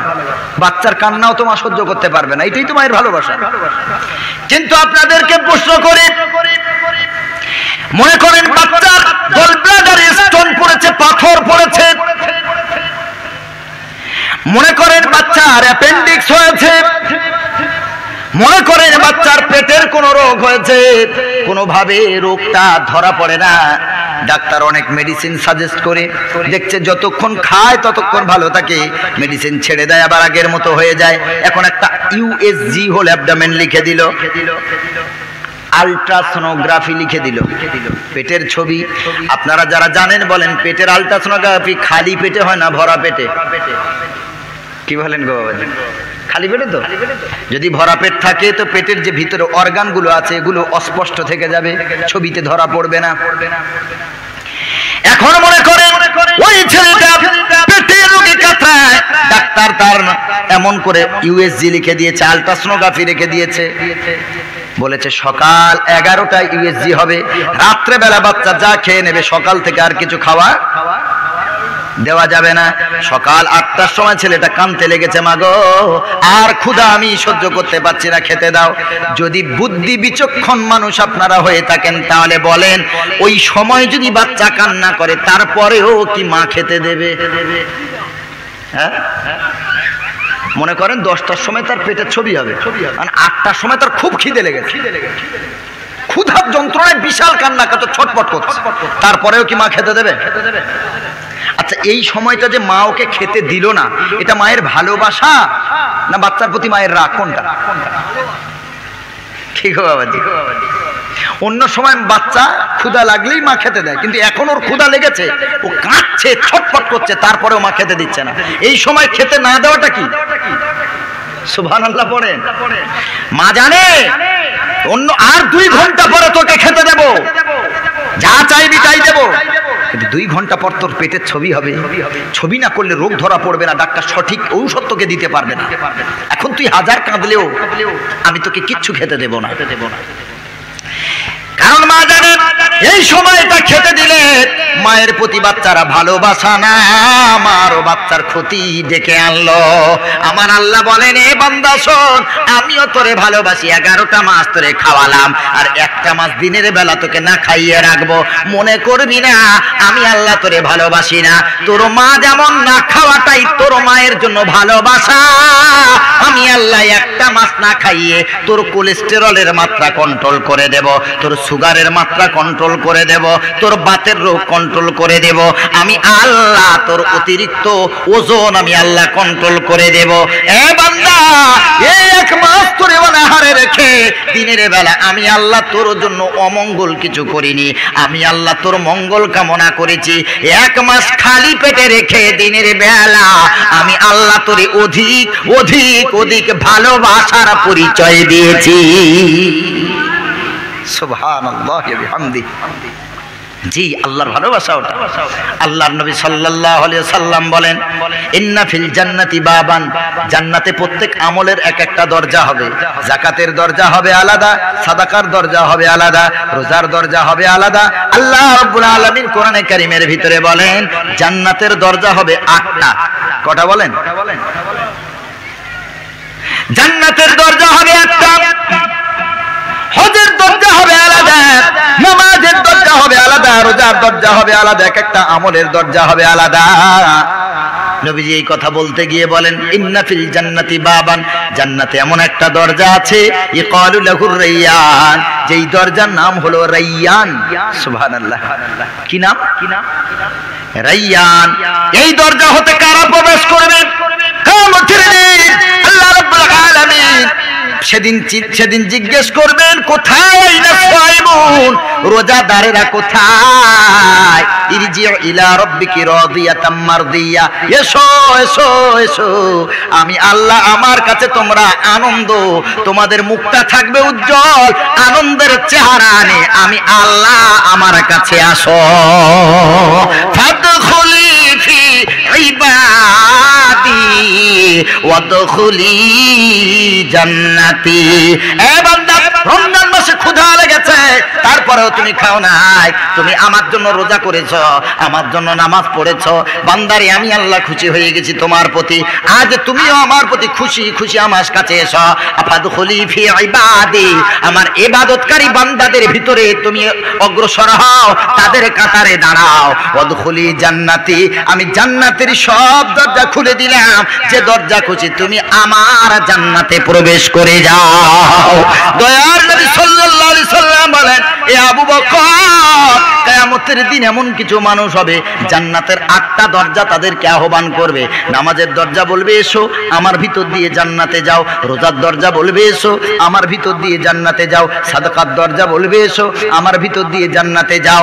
হযরত আবু বকর বললেন, ইয়া রাসূলুল্লাহ, এমন একজনের নাম আপনি বলুন যে জান্নাতের 8টা দরজা হতে তাকে সম্মানের জন্য আহ্বান করা হবে, তাকে সম্মানজনক আহ্বান করা হবে। আমার নবী বলেন, আবু বকর, ওই ব্যক্তিটা হলে তুমি। কারণ সারা পৃথিবীর সকল মানুষের আমল যদি এক পাল্লায় দিই, সব সাহাবীদের আমল যদি এক পাল্লায় দিই, আর তোমার একার আমল যদি আর এক পাল্লায় দিই রে আবু বকর, তোমার একার আমল সকলের উপরে ভারী পড়ে যাবে। বললেন, আবু বকর, তুমি এমন এক মানুষ, জান্নাতের সব দরজা তোমাকে ডাকবে। সুবহানাল্লাহ পড়েন, সব দরজা। এ বলবে আমার ভিতর দিয়ে যাও, ও বলবে দরজা চিন্তা করবে, এইরকম বান্দা যদি আমার ভিতর দিয়ে জান্নাতে যায়, আমি দরজা ধন্য হব। জোরে বলেন না সুবহানাল্লাহ। নবীজি বলেন, জান্নাতে এমন একটা দরজা আছে, যেই দরজার নাম হলো রাইয়ান। এই দরজা থেকে কেউ প্রবেশ করবে না শুধুমাত্র রোজাদার ছাড়া। সুবহানাল্লাহ। এই দরজা হতে কারা প্রবেশ করবে? জোরে বলেন। রোজাদার, শুধুমাত্র রোজাদারেরা ঢুকে যাবে, জান্নাতের পর্দা পড়ে যাবে, দরজা বন্ধ হয়ে যাবে, আর কারোর জন্য খোলা হবে না। সুবহানাল্লাহ পড়ে। তাহলে রোজা রাখলে এই দরজা দেবেন না রোজা ছাড়লে দেবেন? রোজা রাখলে, আল্লাহর জন্য রোজা রাখবেন। আল্লাহ রাব্বুল আলামিন বলেন, রোজা যদি রাখো, এই রোজার মাধ্যমে আমি আল্লাহ রাব্বুল আলামিন তোমাদেরকে মুত্তাকি বানাবো, তাকওয়াওয়ালা বানাবো। আমি আল্লাহ আমার ভয় তোমাদেরকে দান করব। এরপরে কাদের জন্য রোজা ছাড় দিয়েছেন আল্লাহ? সকলের জন্য কিন্তু রোজা ফরজ না, ফরজ সবার, কিন্তু ইসলাম কত সহজ দেখেন। আল্লাহ নবী বলছেন, আদ-দীনু ইসরুন, ইসলাম ধর্ম হলো অতি সহজ। জোরে বলেন না সুবহানাল্লাহ। ইসলাম ধর্ম সহজ না কঠিন গো? ইসলাম ধর্ম হলো অতি সহজ। নবীজি বলেন এমন সহজ। আল্লাহ রাব্বুল আলামিন বলেন, আইয়ামাম মাদুদাত, এই রমজানের রোজাটা হলো নির্দিষ্ট দিন, নির্দিষ্টই, হয় 29 হবে না হয় কটা হবে? 30 হবে। এক বছর নবীজি 29টা রোজা করলেন। আয়েশা, নবীজির বিবি আয়েশাতুল হুমায়রা রাদিয়াল্লাহু তাআলা জিজ্ঞাসা করছেন, ইয়া রাসূলুল্লাহ, আপনি যে 29টা করলেন, নবীজি বলেন, আয়েশা, মাস 29 দিনেও হয়। জোরে বলেন সুবহানাল্লাহ। ইন্না ইদ্দাতাশ শুহুরি ইনদাল্লাহি 12 শাহরান ফি কিতাবিল্লাহি ইয়াওমা খালাকাস সামাওয়াতি ওয়াল আরদ। আল্লাহ তাআলা বলেন, এই যে 12টা মাসে এক বছর হয়, এটা কি মানুষের বানানো না আল্লাহর? জি, আল্লাহর।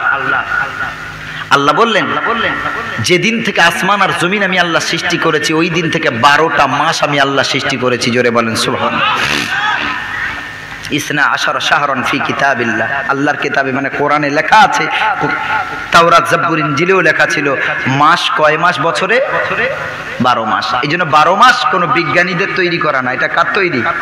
আল্লাহর তৈরি। কোরআন বলছে। আল্লাহ রাব্বুল আলামিন বলেন, আইয়ামাম মাদুদাত, এই দিনগুলো হলো সুনির্দিষ্ট দিন, এই জন্য ওই কয়েকটা দিন তোমরা কেউ ছেড়ে দেবে না। ফামান কানা মিনকুম মারিদান আও আলা সাফারিন ফাইদ্দাতুম মিন আইয়ামিন উখর, তবে তোমাদের ভিতরে যারা অতি পীড়িত হবে, অতি রোগে রোগাক্রান্ত হবে, ডাক্তার বলেছে এই রোগে তোমাদের রোজা করা যাবে না, পেপটিক আলসার হয়েছে, ডুওডিনাম আলসার হয়েছে, আলসার পেশেন্ট যারা, খালি পেটে নিষেধ তাদের। আজও পর্যন্ত আলসার সারাবার প্রপার মেডিসিন, মেডিকেল সায়েন্সে নাই। ক্যান্সারের ঔষধ যেমন ওঠে নাই, এডস রোগের ঔষধ যেমন ওঠে নাই, সোরিয়াসিসের ঔষধ যেমন ওঠে নাই, আর্থারাইটিসের প্রপার মেডিসিন যেমন ওঠে নাই, আমার আল্লাহ রাব্বুল আলামিন বলেন বান্দারে আমি রোগ দিই, আমার কাছে রোগের জন্য শেফা চাও। ওয়া ইদা মারিদতু, রোগ যখন তোমার হয় আমি আল্লাহ আমার কাছে রোগের আরোগ্যের জন্য দোয়া করো। ফাহুয়া ইয়াশফিন, আমি আল্লাহই তোমার রোগ ভালো করি। সুবহানাল্লাহ। আমরা ডাক্তারের কাছে ছুটে যাই। ডাক্তার কাকে ডাকতে হবে? ডাক মানে ডাকো, তার মানে কাকে? আল্লাহকে। আমরা আসলটাকে ভুলে আমরা নকলের কাছে ছুটি। জি, ডাক্তার মানে কাকে ডাকো? আল্লাহকে ডাকো। আল্লাহ আমাদের নিকটেই, সুবহানাল্লাহ পড়া। আল্লাহ আমাদের থেকে অনেক দূরে না, কোরআনে আছে। আল্লাহ বললেন যারা অতি পীড়িত, এমন রোগ হয়েছে ডাক্তার যাদের বলে দিয়েছে খালি পেটে থাকলে রোগটা বৃদ্ধি পাবে, খালি পেটে থাকতে পারবে না, রোজা করতে পারবে না। আল্লাহ কত দয়াময়, যেই রোজা একটা ইচ্ছাকৃত ভাবে যদি ছাড়ে তো কটা করে পূরণ করতে হবে? সুস্থ শরীরে যদি ইচ্ছা করে একটা রমজানের রোজা ছাড়ে কটা করতে হবে? 60, 2 মাস। 2 মাস, জি 2 মাস লাগাতার, কিন্তু মাঝখানে আবার বাদ দেওয়া যাবে না, বাদ দিলে আবার 2 মাস। তার মানে রমজানের গুরুত্ব আছে না নাই? কত ভালোবাসেন। আমাদের রোগ ভালো করতে আল্লাহ এত গুরুত্ব দিয়েছেন যে তোদের বড় রোগ থেকে আমি আল্লাহ হেফাজত করবো, তবে রোজা ছেড়ে দিবি না। আল্লাহ এটা সিস্টেম করে দিয়েছে। রব্বুল আলামিন বলেন যারা তোমাদের ভিতরে অতি পীড়িত তাদের জন্য রোজা ছাড় আছে। সামান্য একটু হাঁচি হয়েছে, পরীক্ষা আছে, তার জন্য বলে রোজা করিস না, এতে ছাড়া যায় নাকি? অতি পীড়িত মারিজ, অতি পীড়িত এমন রোগ যেটাতে রোজা রাখার ক্ষমতাই নাই। আমার আপনার শরীর, আমরা তো বুঝবো যে রোজা রাখতে পারবো কিনা। এমন যদি রোগ হয় আল্লাহ তাআলা বলেন তাদের জন্য আমি আল্লাহ রমজানের যেই কদিন অসুস্থ থাকবে ওই কদিন আমি আল্লাহ রোজা তাদের ছাড় দিলাম। সুবহানাল্লাহ পড়েন। যেই আল্লাহ রোজার এত বাধ্যতামূলক বললেন ওই আল্লাহ আবার ছাড় দিচ্ছেন। দেখেন আর কাদের জন্য? আলা সাফারিন, যারা মুসাফির অবস্থায় থাকে, প্রবাসে থাকে, প্রবাসী যারা মুসাফির, আমার আল্লাহ জানেন মুসাফির অবস্থায় বড় কষ্ট। বিবি কাছে নাই, কেউ কাছে নাই, নিজের জামা নিজেকে কাচতে হয়, নিজেকে রান্না করতে হয়, নিজেকে কষ্ট করতে হয়। আল্লাহ রাব্বুল আলামিন মুসাফিরদের জন্য রমজানের রোজা আল্লাহ তাআলা মাফ করেছে। সুবহানাল্লাহ। আল্লাহ নবীও মুসাফির অবস্থায় রোজা রেখেছেন আবার ছেড়েছেন, রাখারও হাদিস, ছাড়ারও হাদিস। এজন্য যদি তখন তো পায়ে হেঁটে সফর করত, মাইলের পর মাইল, দিনের পর দিন, রাতের পর রাত হাঁটতো। এখন তো গাড়ি ঘোড়ার ব্যবস্থা, সব জায়গায় পানিরও ব্যবস্থা, আলহামদুলিল্লাহ ভালো ব্যবস্থা। তবে যদি শরীর চায় যে আপনি মুসাফির হলেও কিন্তু কষ্ট নাই, তাহলে রোজা ছাড়বেন না, রোজা করুন। কিন্তু এমন জায়গায় গেছেন অত্যন্ত গরম, অত্যন্ত কষ্ট, সেই জায়গাগুলোতে রোজা ছাড়বেন। সেখানে যদি কষ্ট হয় রোজা ছেড়ে দিন, পরে ওর কাজা করবেন। আল্লাহ রাব্বুল আলামিন বলেন ফাইদ্দাতুম মিন আইয়ামিন উখর, অতি পীড়িত ব্যক্তি আর মুসাফির ব্যক্তি তারা কষ্টের কারণে রোজা ছাড়বে। ফাইদ্দাতুম মিন আইয়ামিন উখর, যে কটা ছাড়লো এই কটা অন্য কোন মাসে পূরণ করবে। সুবহানাল্লাহ, কত সুন্দর বিধান দেখেন। ফামান কান, এরপরে আল্লাহ বলেন ওয়া আলাল্লাযিনা ইয়াতিকুনাহু ফিদিয়া, বিনিময় কাদের জন্য? এবার শোনেন। অনেকে বৃদ্ধ বাবাজি আছেন, বৃদ্ধা মা আছেন, এমন বয়স হয়েছে রোজা করার মতো ক্ষমতা নাই, সুগার আছে, খিদা কন্ট্রোল করতে পারে না। দেখবেন যাদের সুগার থাকে তাদের ঘন ঘন খিদা লাগে, ক্ষুধা লাগে, লাগে না? লাগে না? ঘন ঘন তাদের খেতে দিতে, অল্প হোক আর বেশি হোক। সুগার পেশেন্ট, বয়স হয়ে গেছে,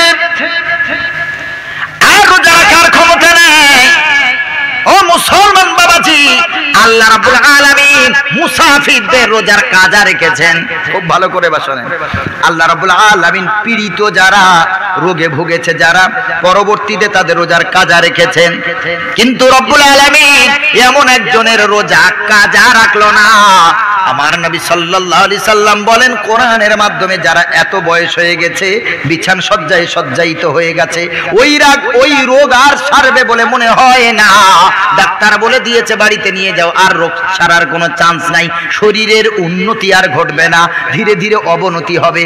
তার মানে এবার বোঝেন, যে ওই মানুষটার উপরে যদি আল্লাহ রোজা ফরজ করে দিত, তাহলে ওই মানুষটা তো আর সুস্থ হওয়ার কোনো চান্স নাই। সুস্থ যদি না হয় তো রোজাটা রাখবে কবে? আল্লাহ কত দয়া করলেন দেখেন। বৃদ্ধ বাবাজি, বৃদ্ধা মায়েদের জন্য রোজা রাখার ক্ষমতা যাদের নেই, আল্লাহ রাব্বুল আলামিন বলেন, ফিদিয়াতুন তাআমু মিসকিন, তারা যে কত রোজা ছেড়ে দেবে। আল্লাহর নবীর এক সাহাবী 2 বছরের 2টো রমজান মাস রোজা করলো না। এক একটা রোজার বিনিময়ে এক একটা মিসকিনকে তিনি গোশত আর রুটি খাইয়েছিলেন। জোরে বলেন সুবহানাল্লাহ। যারা বুড়ো হয়ে গেছে, বুড়ি হয়ে গেছে, বৃদ্ধ হয়ে গেছে, বৃদ্ধা হয়ে গেছে, বয়সের ভারের কারণে রোজা রাখতে পারে না, আমার আল্লাহ বলে প্রত্যেকটা রোজার বিনিময় হিসেবে এক একটা করে মিসকিন খাইয়ে দিতে হবে। সুবহানাল্লাহ। এদের কাজা নাই, কারণ শরীর তো আর সুস্থ হবে না, বয়স হয়ে গেছে, ওই রোগেই হয়তো মারা যেতে পারে। তাহলে তার যদি কাজা আল্লাহ রেখে দেয়, তো কাজাটা আদায় করবে কে? সুবহানাল্লাহ। ইসলাম কত আসান দেখেন, কত সহজ। আল্লাহ বলেন, যারা বয়স হয়ে গেছে তাদের রোজার কাজা নেই, তারা শুধু যে কটা রোজা ছেড়েছে এক একটা মিসকিনকে খাইয়ে দেবে। সুবহানাল্লাহ বিহামদিহি। এরপর আল্লাহ রাব্বুল আলামিন বলেন, ফামান তাতাওয়া খায়রান ফাহুয়া খায়রুল লাহ, কেউ যদি নিজ ইচ্ছায় ভালো কাজ করে, ফাহুয়া খায়রুল্লাহ, ওটাই হবে তার জন্য উত্তম। মুসাফির অবস্থায় আছেন, কষ্ট বেশি হয় না, এমন জায়গায় সফর করেছেন পানির অভাব নাই, থাকারও কষ্ট নাই, খানারও কষ্ট নাই, আমার আল্লাহ তাআলা বলেন শরীর এমন সুস্থ, তুমি রোজা রাখার মতো ক্ষমতা তোমার আছে, তারপরেও তুমি রোগের উপরে তুমি রোগের কথা বলে অজুহাত দিয়ে রোজা রাখো না। আমার আল্লাহ তাআলা বলেন, ফামান তাতাওয়া খায়রান, যারা নিজ ইচ্ছায় রোজা করবে, সৎ কাজ করবে, ভালো কাজ করবে, ফাহুয়া খায়রুল্লাহ, তাদের জন্য এটাই হলো মহা উত্তম। এরপরে উত্তম কাজগুলির ভিতরে সেরা কাজ কোনটা? আল্লাহ তাআলা বলেন, ওয়া আনতাসুমু খায়রুল লাকুম, সুতরাং যাদের রোজা রাখার ক্ষমতা আছে রোজা ছাড়বে না, ওয়া আনতাসুমু, তোমাদের রোজা খায়রুল লাকুম, তোমাদের জন্য অতি উত্তম। ইন কুনতুম তা'লামুন, রোজা যে কত উপকার, কত ফজিলত, যদি জানতে রে বান্দা একটা রোজা ছেড়ে দিতে না। এরপর আল্লাহ রাব্বুল আলামিন বলেন, শাহরু রমাদান আল্লাযী উনজিলা ফীহিল কুরআনু হুদাল লিন-নাস। এরপর আল্লাহ মাস কত সেরা বলছেন। আল্লাহ এই মাসটা এমন মর্যাদাপূর্ণ মাস, শাহরু রমাদান, রমাজান মাস, উনজিলা ফীহিল কুরআন, যেই মাসে আল্লাহ তাআলা 104 খানা সহিফা আল্লাহ দুনিয়াতে পাঠালেন। আল্লাহ রাব্বুল আলামিন 104 খানা কিতাব সহিফার ভিতরে কোরআনটাকে আল্লাহ সেরা বানালেন। 104-এর ভিতরে সেরা কোনটা গো? আল কোরআন। শুধু কোরআন আল্লাহ আমাদের সেরা দেয়নি, তাওরাত, জাবুর, ইনজিল, আল কোরআন, এই চারটে হলো সেরা। কিন্তু তিনটের ভিতরে আল্লাহর কথাকে তারা কাটছাট করে নিজের কথা ঢুকিয়ে দিয়েছে। আজও পর্যন্ত আল্লাহর কোরআনে মানুষের নিজের মন মস্তিষ্কের কথা কোরআনে পাওয়া যায় না। সুবহানাল্লাহ। কোরআন যেমন ছিল তেমনই আছে, এর বিকৃতি ঘটাবার ক্ষমতা কারো নাই, কারণ এটা হলো 1 নম্বর সেরা। আল্লাহ আমাদের মাস দিয়েছেন সেরা, সুবহানাল্লাহ পড়েন। আল্লাহ আমাদের কিতাব দিয়েছেন সেরা, নবী দিয়েছেন সেরা। আমরা উম্মত হিসেবে 1 নম্বর নবীর উম্মত, আমরা ধর্ম হিসেবে 1 নম্বর ধর্ম পেয়েছি, আমরা রাত হিসেবে লাইলাতুল কদর, পৃথিবীর শ্রেষ্ঠ রাত আল্লাহ আমাদের দিয়েছেন। জোরে বলেন সুবহানাল্লাহ। যা দিয়েছেন সবে 1 নম্বর। যা দিয়েছেন ক নম্বর? 1 নম্বর দিয়েছেন। ফার্স্ট কোয়ালিটি দিয়েছেন, সেকেন্ড কোয়ালিটি না, থার্ড কোয়ালিটি না। আল্লাহ নবী দিয়েছেন, সব নবীদের নবী 1 নম্বর নবী। কোরআন দিয়েছেন 1 নম্বর, মাস দিয়েছেন 1 নম্বর, রাত দিয়েছেন 1 নম্বর। সুবহানাল্লাহ পড়েন। ইসলাম দিয়েছেন 1 নম্বর। আল্লাহ যা কিছু আমাদের দান করেছেন সব কিছু আমাদের 1 নম্বর জিনিসটা দান করেছেন, ফার্স্ট কোয়ালিটি, ফার্স্ট মডেলটা আল্লাহ আমাদের দিয়েছেন। সুবহানাল্লাহ। আল্লাহ তাআলা বলেন এই মাসটা জাতা মাস না, এই মাসে আমি আল্লাহ তাআলা কোরআন নাজিল করেছি রে বান্দা। কেমন কোরআন তোমরা এই মাসে পেয়েছো? হুদাল লিন্নাস, যেই কোরআনটা হলো মানুষদের জন্য পথ প্রদর্শক। সুবহানাল্লাহ। কোরআন আমাদের জন্য কি? পথ দেখায়, পথ প্রদর্শক। বাইয়িনাতিন মিনাল হুদা ওয়াল ফুরকান। আর আল্লাহ রাব্বুল আলামিন এই কোরআনটাকে এমন করে আমাদের পাঠালেন, সত্য মিথ্যার ব্যবধানকারী, তফাৎকারী কোরআন। এবং আল্লাহ রাব্বুল আলামিন, আল্লাহ পরিষ্কার, আল্লাহ স্পষ্ট বর্ণনা আল্লাহ কোরআনে দান করেছে। সুস্পষ্ট হেদায়েতের বর্ণনা দিয়ে এবং সত্য মিথ্যার তফাৎকারী কোরআনকে আল্লাহ মানুষদের জন্য হেদায়েতের জন্য এই মাসে পাঠিয়েছেন। সুবহানাল্লাহ। সে মাসটার নাম কি গো? রমাজান। রমাজান মাসে আল্লাহ কোরআন নাজিল করেছেন। আল্লাহ রাব্বুল আলামিন বলেন, বান্দা ফামান শাহিদা মিনকুমুশ শাহরা ফালিয়াসুম, তোমাদের ভিতরে যারা এই মাসটা পাবে, ফালিয়াসুমহু, অবশ্যই যেন তারা এই মাসে রোজা করে, যেন না ছেড়ে দেয়। আল্লাহ বলেন ফামান শাহিদা, তোমাদের ভিতরে যারা, মিনকুম, তোমাদের ভিতরে যারা এই মাসে উপস্থিত থাকবে, মানে ঘরে থাকবে, নিজ গৃহে থাকবে, সফরে না, প্রবাসে না। আল্লাহ তাআলা বলেন ফামান শাহিদা মিনকুমুশ শাহরা ফালিয়াসুম, তোমাদের ভিতরে যারা রমজান মাসে নিজ গৃহে থাকবে, বাড়িতে থাকবে, ফালিয়াসুমহু, তারা যেন এই মাসটা রোজা করে। ওমান কানা মারিদান আও আলা সাফারিন ফাইদ্দাতুম মিন আইয়ামিন উখর। আবার আল্লাহ তাআলা বলেন তোমাদের ভিতরে যারা অতি পীড়িত এবং সফরে যারা থাকবে, তারা ওই কটা দিন রোজা, তাদের ছাড় আছে কষ্টের জন্য, যদি কষ্ট হয় তারা ওই কটা দিন অন্য মাসে আবার আদায় করে নেবে। আল্লাহ এরপরে কত দামি কথা বলেন, ইউরিদুল্লাহু বিকুমুল ইসরা। আল্লাহ বলেন আমি তোমাদের জন্য যেটা সহজ, আমি সহজতা তোমাদের জন্য পছন্দ করি। সুবহানাল্লাহ। আল্লাহ আমাদের জন্য কঠিন করেছেন না সহজ করেছেন? কি গো বাবাজি? সহজ। কেন? ইসলামের পূর্ব যুগে সাহাবীরা স্ত্রী সহবাস করতেন মাগরিব থেকে এশা পর্যন্ত। মনোযোগ দিয়ে শোনেন, ইসলামের প্রথম যুগে সাহাবীরা মাগরিব থেকে এশা পর্যন্ত, তখন এটাই হুকুম ছিল আল্লাহ, মাগরিব থেকে এশা পর্যন্ত ইফতার করতেন, সহবাস করতেন। ওই এশা থেকে নিয়ে পরের দিন এশা পর্যন্ত সারা দিন যাবে, তারপরের দিন এশা পর্যন্ত তারা কিছুই খেতে পারবে না, সারা রাত সহবাসও করতে পারবে না। এবার এই মাগরিব আর এশার মধ্যে যদি কোনো আল্লাহর বান্দাবান্দি ঘুমিয়ে পড়ে, তার ওই দিনে আর ইফতার করতে পারবে না, সহবাসও করতে পারবে না। এক সাহাবী মাগরিবের ইফতারের আগে ঘুমিয়ে পড়েছে, এমন কি এবার এই ক্ষুধা অবস্থায় ঘুম ভেঙেছে রাত্রে বেলা, এত ক্ষুধা লেগেছে আগের দিন সারা দিন রোজা অবস্থায়, কিন্তু এখন হুকুম হলো আর ও রোজা ভাঙতে পারবে না, পরের দিন আবার ইফতারের সময় ইফতার করতে হবে। মাগরিব থেকে এশা এই সময়টুকু তখন ছিল। এরপরে ওই আল্লাহর বান্দা ক্ষুধার তাড়না, ক্ষুধার যন্ত্রণা সহ্য না করতে পেরে সেন্সলেস হয়ে পড়ে গেছে, অজ্ঞান হয়ে পড়ে গেছে। আমার নবীর কাছে এই ঘটনা যাওয়ার পর, নবীজি শোনার পর আল্লাহ সাথে সাথে এই আয়াত নাজিল করে আল্লাহ তাআলা বললেন ইউরিদুল্লাহু বিকুমুল ইসরা, আমি আল্লাহ তোমাদের যেটা সহজ সেটাই করেছি, ওয়ালা ইউরিদু বিকুমুল উসরা, আমি আল্লাহ তোমাদের কঠিন যেটা আমি আল্লাহ সেটা পছন্দ করি না। তোমাদের উপরে কঠোরতা করিনি, সহজ করেছি, কঠিন আমি আল্লাহ তোমাদের উপরে বানাইনি। জোরে বলেন সুবহানাল্লাহ। তারপর থেকে হুকুম কি এলো সেটা পরে বলছে, যেটা আমরা বর্তমানে মানি। ভাইরা আমার, আল্লাহ রাব্বুল আলামিন বলেন ওয়ালি তুকমিলুল ইদ্দাতা, সুতরাং আল্লাহ তোমাদের যেহেতু দয়া করেছেন, আচ্ছা ওই নিয়ম যদি এখন বর্তমানে থাকতো আমাদের কষ্ট হতো না? কি গো বাবাজি? শুধু মাগরিব থেকে এশা এই 1-1.5 ঘন্টা কত কষ্ট হতো বলেন তো?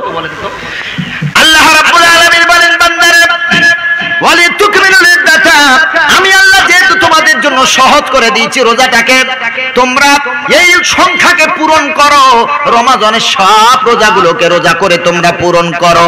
এরপর আল্লাহ রাব্বুল আলামিন বলেন ওয়ালি তুকাব্বিরুল্লাহ, আর আল্লাহর মহত্ব ঘোষণা করো, আল্লাহর মহত্ব বর্ণনা করো।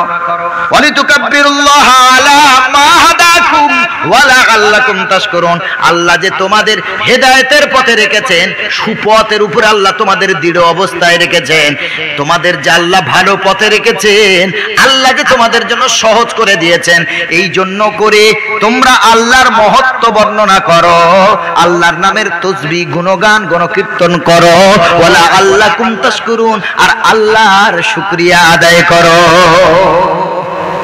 আল্লাহ যে আমাদের কঠিন থেকে সরিয়ে নিয়ে সহজ করেছেন, এজন্য আল্লাহ তাআলা বলেন তোমাদের হেদায়েতের পথে রেখেছি, তোমরা এমন করে আমার শুকরিয়া আদায় করো, আমার অনুগত হও, আর আমার নামের তাসবিহ গুণগান তোমরা পড়ো, আমার নামে বেশি বেশি তাসবিহ গুণগান গণকীর্তন করো। এরপর আল্লাহ রাব্বুল আলামিন বলেন ওয়া ইযা সাআলাকা ইবাদি আন্নী ফাইন্নী করিব।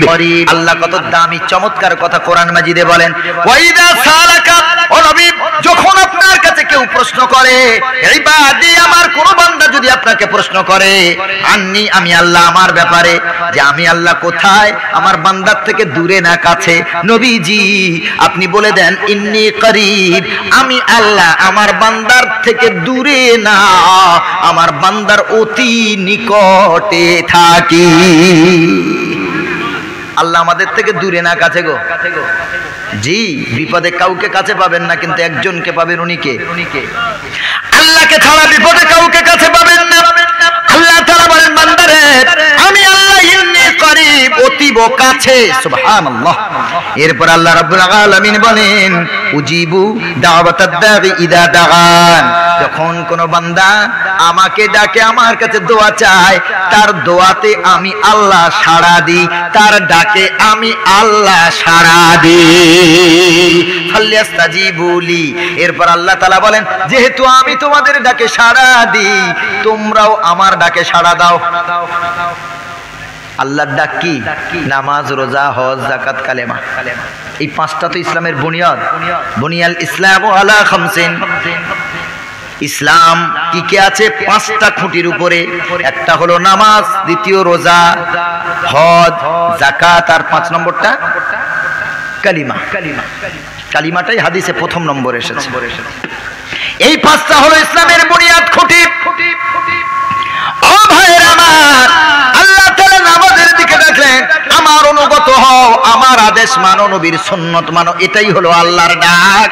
আল্লাহ বলেন তোমার ডাকে যেমন সাড়া দিয়ে তোমার রোগ ভালো করি, তোমার অভাব দূর করি, তোমার কষ্ট দূর করি, পেরেশানি দূর করি, তেমন আমি আল্লাহ ভালো রাস্তার দিকে তোমারে ডেকেছি, তুমিও আমার ডাকে সাড়া দাও।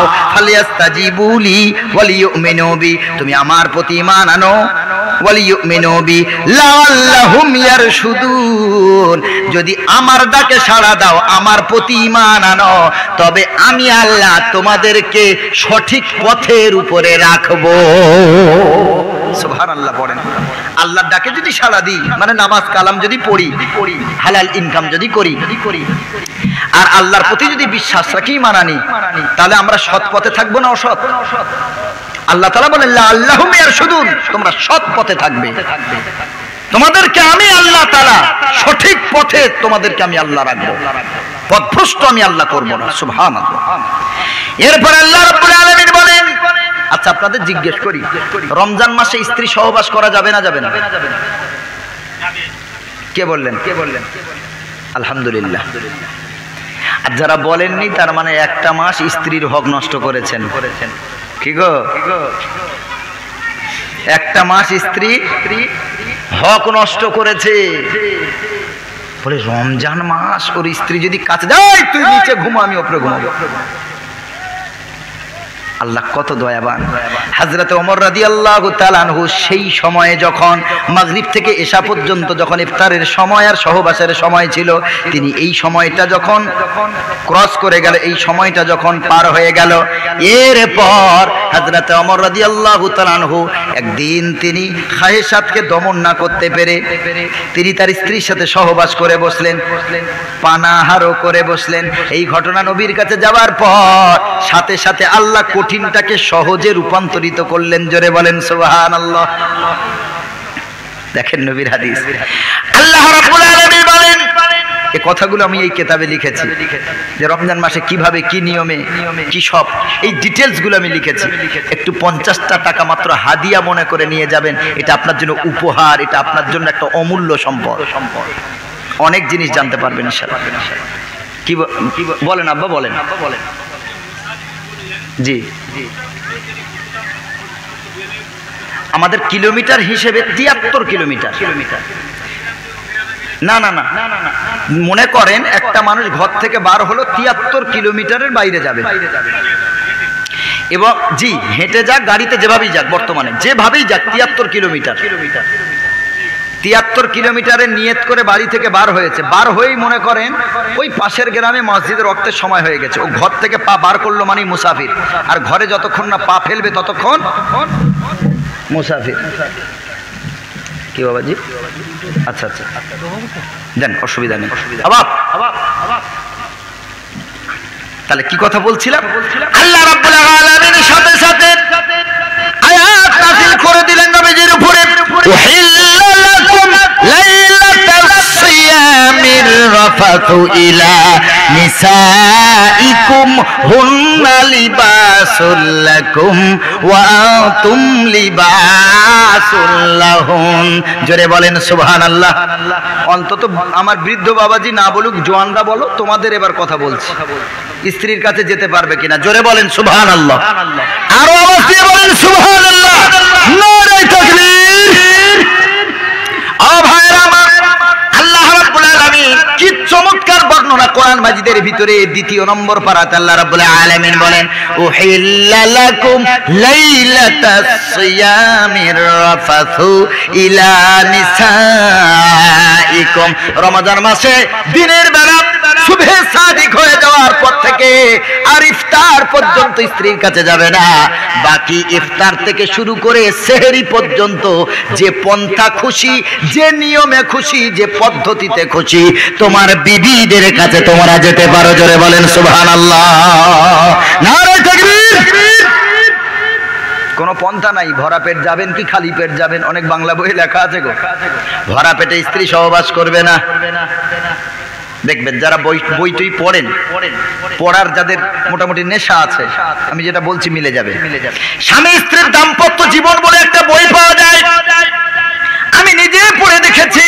এতে লেখা আছে ভরা পেটে রাতের প্রথম অংশে স্ত্রীর কাছে যাবে না। আর কোরআন বলছে শোনো, ফাতু হারথাকুম আন্না শিতুম, তোমাদের বিবিরা তোমাদের ক্ষেত্র সমূহ, ক্ষেত্র মতো যেমন চাষের জমি হয়, আমার আল্লাহ রাব্বুল আলামিন বলেন তোমাদের স্ত্রীরা তোমাদের ক্ষেত্র, তোমরা ফাতু হারথাকুম তোমাদের ক্ষেত্রে গমন করো। কিভাবে? আন্না শিতুম, যেভাবে ইচ্ছা। সুবহানাল্লাহ পড়েন। ওরা বলছে না এই নিয়মে যাও, আবার অনেকে লিখে দেয়, অনেক বই লেখা আছে, ছেলে কানা কেন হয়, খোঁড়া কেন হয়, বোবা কেন হয়, অ্যাবনরমাল ছেলে কেন হয়। তারা ডেটও ঠিক করে দিয়েছে, অমাবস্যার রাতে সহবাস করবে না, পূর্ণিমার রাতে করো। ছি ছি ছি ছি, কোরআনের পুরো উল্টো কথা, হারাম কথাগুলো বলে দিয়েছে। মাসের এই সময় স্ত্রীর কাছে যাও, খালি পেটে যাও, রাতের শেষ ভাগে ভোরের সময়ে যাও। এখন মনে করেন কারোর প্রথম রাতে তার দৈহিক চাহিদার প্রবণতা বেড়ে গেছে, সে কি করবে? ভোর পর্যন্ত অপেক্ষা করবে নাকি? কোরআন বলছে আন্না শিতুম, যখন ইচ্ছা যেভাবে চাও তোমার স্ত্রীর কাছে যাও। জোরে বলেন সুবহানাল্লাহ। দ্বার হবে একটা, জননেন্দ্রিয় প্রসবের জায়গা বাদ দিয়ে গুহ্যদ্বারে সহবাস করা জায়েজ নাই। সেই যুগে হতো, আল্লাহর নবী কোরআনের মাধ্যমে হাদিসের মাধ্যমে বলে দিলেন হারাম। জননেন্দ্রিয় জায়গা ঠিক রেখে যে কোনো পদ্ধতি অবলম্বন করে স্ত্রীর কাছে যাওয়া জায়েজ। জোরে বলেন সুবহানাল্লাহ। যেভাবে ইচ্ছা যাবেন। আপনার আমার স্ত্রী, তাকে কিভাবে আপনি ভালোবাসা দেবেন, কিভাবে তার সাথে আপনি ভালোবাসা দিয়ে তার অর্গাজম করাবেন, সেটা আপনার ব্যাপার। আল্লাহ আমাদের হেফাজত করো। জোরে বলেন সুবহানাল্লাহ। একটু বসেন ভাই, ভালো না লাগলে কিচ্ছু করার না, আমি কোরআনের বাইরে কথা বলছি না। আপনার ভালো না লাগলে সোজা গো টু হোম কুইকলি। আমি কি এখন বাংলা বই থেকে গল্প শুরু করব? আমার লাইফে আমি কোনো ঘটনা বলতে চাই না। মন গড়া গল্প বললে তাতে কোনো মানুষের লেখা, ওতে ভুল থাকতে পারে, মানুষ লিখেছে, আরে মানুষের জীবনে ভুল। আমি আল্লাহর লেখা কিতাব থেকে বলছি। মানে সারা জীবন তো ঘটনায় গুলিয়েছে, কোরআন ভালো লাগতে পারে আর নাকি? কোরআনের এক একটা আয়াত ধরে ধরে পড়ছি, ছেলে খেলা করছো কেনটায়? কোরআন যার ভালো লাগবে না, ঈমান নাই তার। আমি এখানে চ্যালেঞ্জ করে বলছি, 23 বছর নবী কোরআন তাফসীর করে গেছেন, 23 বছর, আর সেই তাফসীর শুনে বেদিনরা মুসলমান হয়েছে। পরপর একই আয়াত আসছে, আমার তো ব্যাখ্যা সেভাবে করতে হবে। একটা মানুষ যদি ভুল ব্যাখ্যা শুনে সে যদি বাড়ি যায় আর ওইটা যদি আমল করে, আমি দায়ী হব? আল্লাহ রাব্বুল আলামিন বলেন, হুন্না লিবাসুল লাকুম ওয়া আনতুম লিবাসুল লাহুন্না। স্ত্রী স্বামীর পোশাক, স্বামী হলো স্ত্রীর পোশাক। পোশাক যেমন গায়ে রাখতে হয়, পোশাকের বৈশিষ্ট্য হলো গায়ে থাকা। আল্লাহ বলেন স্বামী আর স্ত্রী আলাদা থাকবে না। স্বামী স্ত্রী যখন ঘুমাবে পাশাপাশি ঘুমাবে। আমার নবীজি বলেন 3টে জায়গা খালি রাখতে নাই। একটা হলো বাইনা ফি সফিস সালাত, নামাজের কাতারের মাঝখানে। নাম্বার 2 বাইনা যাওজাইন, স্বামী আর স্ত্রী যখন ঘুমাবে, স্বামী স্ত্রী যখন ঘুমাবে পাশাপাশি ঘুমাবে। জোরে বলেন সুবহানাল্লাহ। নাম্বার 3, যেইখানে দিনের কথা হয়, দিনই আলোচনা হয়, ওইখানে যখন বসবে এইরকম ফাঁকা ফাঁকা না, গায়ে গায়ে চেপে বসবে। কারণ ফাঁকা জায়গায় শয়তান থাকে, আর আল্লাহর নবী বলেছেন শয়তান যখন ব্রেনে ঢুকে যাবে তখন আর তাফসীরই ভালো লাগবে না। 3টে জায়গা খালি রাখবে না। তার মধ্যে কি দ্বিতীয়টা? স্বামী আর স্ত্রী যখন ঘুমাবে। এখন তো ও মোবাইল নিয়ে একদিকে ঘুমিয়ে আছে, এ মোবাইল নিয়ে আরেকদিকে ঘুমিয়ে আছে। আল্লাহ আমাদের সকলকে হেদায়েত নসিব করুক, সকলে বলেন আমিন। আল্লাহ রাব্বুল আলামিন বলেন, আলিমাল্লাহু আন্নাকুম কুনতুম তাখতানুনা আনফুসাকুম ফাতাবা আলাইকুম ওয়া আফা আনকুম ফালআনা বাশিরুহুন্না ওয়াবতাগু মা কাতাবাল্লাহু লাকুম। এরপরে আল্লাহ আর একটা কথা বললেন, ওয়াকুলু ওয়াশরাবু হাত্তা তাবায়্যানা লাকুমুল খায়তুল আবয়াদ। তখন তো ঘড়ি ছিল না, কিভাবে তারা রোজা করবে, কিভাবে তারা সেহরি খাবে? আল্লাহ বলেন ওয়াকুলু, তোমরা খাও, ওয়াশরাবু, পান করো, হাত্তা তাবায়্যানা লাকুমুল খায়তুল আবয়াদ মিনাল খায়তিল আসওয়াদ, যতক্ষণ কালো সুতো থেকে সাদা সুতো পরিষ্কার বুঝতে না পারবে ততক্ষণ পর্যন্ত সেহরি করবে। ঘড়ি নাই তখন। হাদিসে আছে সাহাবীরা পায়ে সাদা সুতো বাঁধতো, কালো সুতো বাঁধতো। রাত্রে আস্তে আস্তে গিয়ে যখন সূর্য উঠতে আস্তে আস্তে সাদা হতো, তখন তারা দেখতো যে কালো থেকে সাদাটা বুঝতে পারা যাচ্ছে কিনা। কালো সুতো আর সাদা সুতো বাঁধতো, কালো তো দেখতে পাবে না, কিন্তু সাদাটা দেখতে পাবে না, পাবে না। সাদাটা যতক্ষণ চোখে না পড়বে ততক্ষণ পর্যন্ত তারা সেহরি করতো। কিন্তু আল্লাহ রাব্বুল আলামিন আরেকটা কথা বলে কালো সুতো আর সাদা সুতোকে আল্লাহ দূর করে দিলেন মিনাল ফজর, ফজর পর্যন্ত। সুবহানাল্লাহ পড়েন। ফজরের ওয়াক্ত আসা পর্যন্ত সেহরি জায়েজ, আপনি যতক্ষণ ধরে খাবেন কোনো অসুবিধা নেই। আল্লাহ রাব্বুল আলামিন বলেন সুবহে সাদিক, ফজরের ওয়াক্ত আসা পর্যন্ত তোমরা পান করবে, তোমরা খাবে, কোনো অসুবিধা নাই। রাতে অন্ধকার কেটে যতক্ষণ সূর্য উদিত না হয়, যতক্ষণ সূর্য উঠতে না চায়, যতক্ষণ না উঠবে ততক্ষণ তোমরা সেহরি করবে, ততক্ষণ খেতে মাখতে তোমাদের বাধা নাই। কিন্তু মনে করেন একটা মানুষ সহবাস করেছে, সেহরির আগে, সেহরি মনে করেন আর 10 মিনিট বাকি, এখন ওই মানুষটার সবে ঘুম ভেঙেছে, যদি গোসল করতে চায় তো সেহরি ছেড়ে যাবে, আর সেহরি করতে গেলে গোসল ছাড়বে। এই সময়টা ওই মানুষটা কি করবে? আপনাদের খারাপ লাগছে বলছি বলে? এই রকম পরিস্থিতির সম্মুখীন হয় না, হয় না? এখন আমি এই লাইন ছেড়ে যদি অন্য লাইনে যাই কি কষ্ট হবে বলেন তো বাবাজি? জীবনে তো কিচ্ছুটা জানতে পারবেন না। সামনে রমজান মাস, একটা মানুষ যদি সঠিক রমজানের রোজাটা সঠিকভাবে করতে পারে, আমি মনিরুল ইসলাম, আমার জীবন ধন্য হয়ে যাবে। রোজা করে যাচ্ছি, কবুল হয় না, কারণ রোজা তো ঠিক হচ্ছে না, কবুল হবে কি করে? ভাইরা আমার, আল্লাহর নবীর সঙ্গে এটা ঘটেছিল। একজন নবীর কাছে এসে জিজ্ঞেস করলেন এই অবস্থা কি করব? নবীজি বলেন ওটা আমার সঙ্গেও হয়। সুবহানাল্লাহ পড়েন। নবীজি বলেন ওযু করে সেহরি করে নাও, সেহরির রক্ত শেষ হয়ে গেছে, এরপর তুমি গোসল করে নামাজ পড়ো, কোনো অসুবিধা নাই। এই মাসলাটা শিখিয়ে দিলে অনেকের উপকারে আসবে। রব্বুল আলামিন কত দামি কথা বলেন, সুম্মা আতিম্মুস সিয়ামা ইলাল লাইল, এরপরে ইফতারের কথা আসছে, কখন তোমরা ইফতার করবে?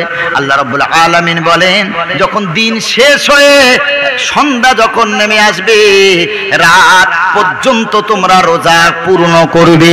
সন্ধ্যা যখন চলে আসলো, মাগরিবের রক্ত যখন চলে আসবে, ওই সময় ইফতার করবে। ওয়ালা তুবাশিরুহুন্না ওয়া আনতুম আকিফুনা ফিল মাসাজিদ, কিন্তু রমজান মাসে এক শ্রেণীর মানুষ তারা স্ত্রীর সাথে সহবাস করতে পারবে না। কারা সেই মানুষ? যারা ইতিকাফে বসবে। কারা? ইতিকাফ বোঝেন তো? মসজিদে রমজানের শেষ 10 দিন যারা ইতিকাফে বসে, আল্লাহ বলেন ওয়ালা তুবাশিরুহুন্না, তোমরা তোমাদের স্ত্রীর কাছে যাবে না। ওয়া আনতুম আকিফুনা ফিল মাসাজিদ, যখন মসজিদে ইতিকাফ করবে। মসজিদ বলে আল্লাহ আর এক কথা বললেন, ইতিকাফ ঘরে হয় না, ইতিকাফ করতে গেলে কোথায়?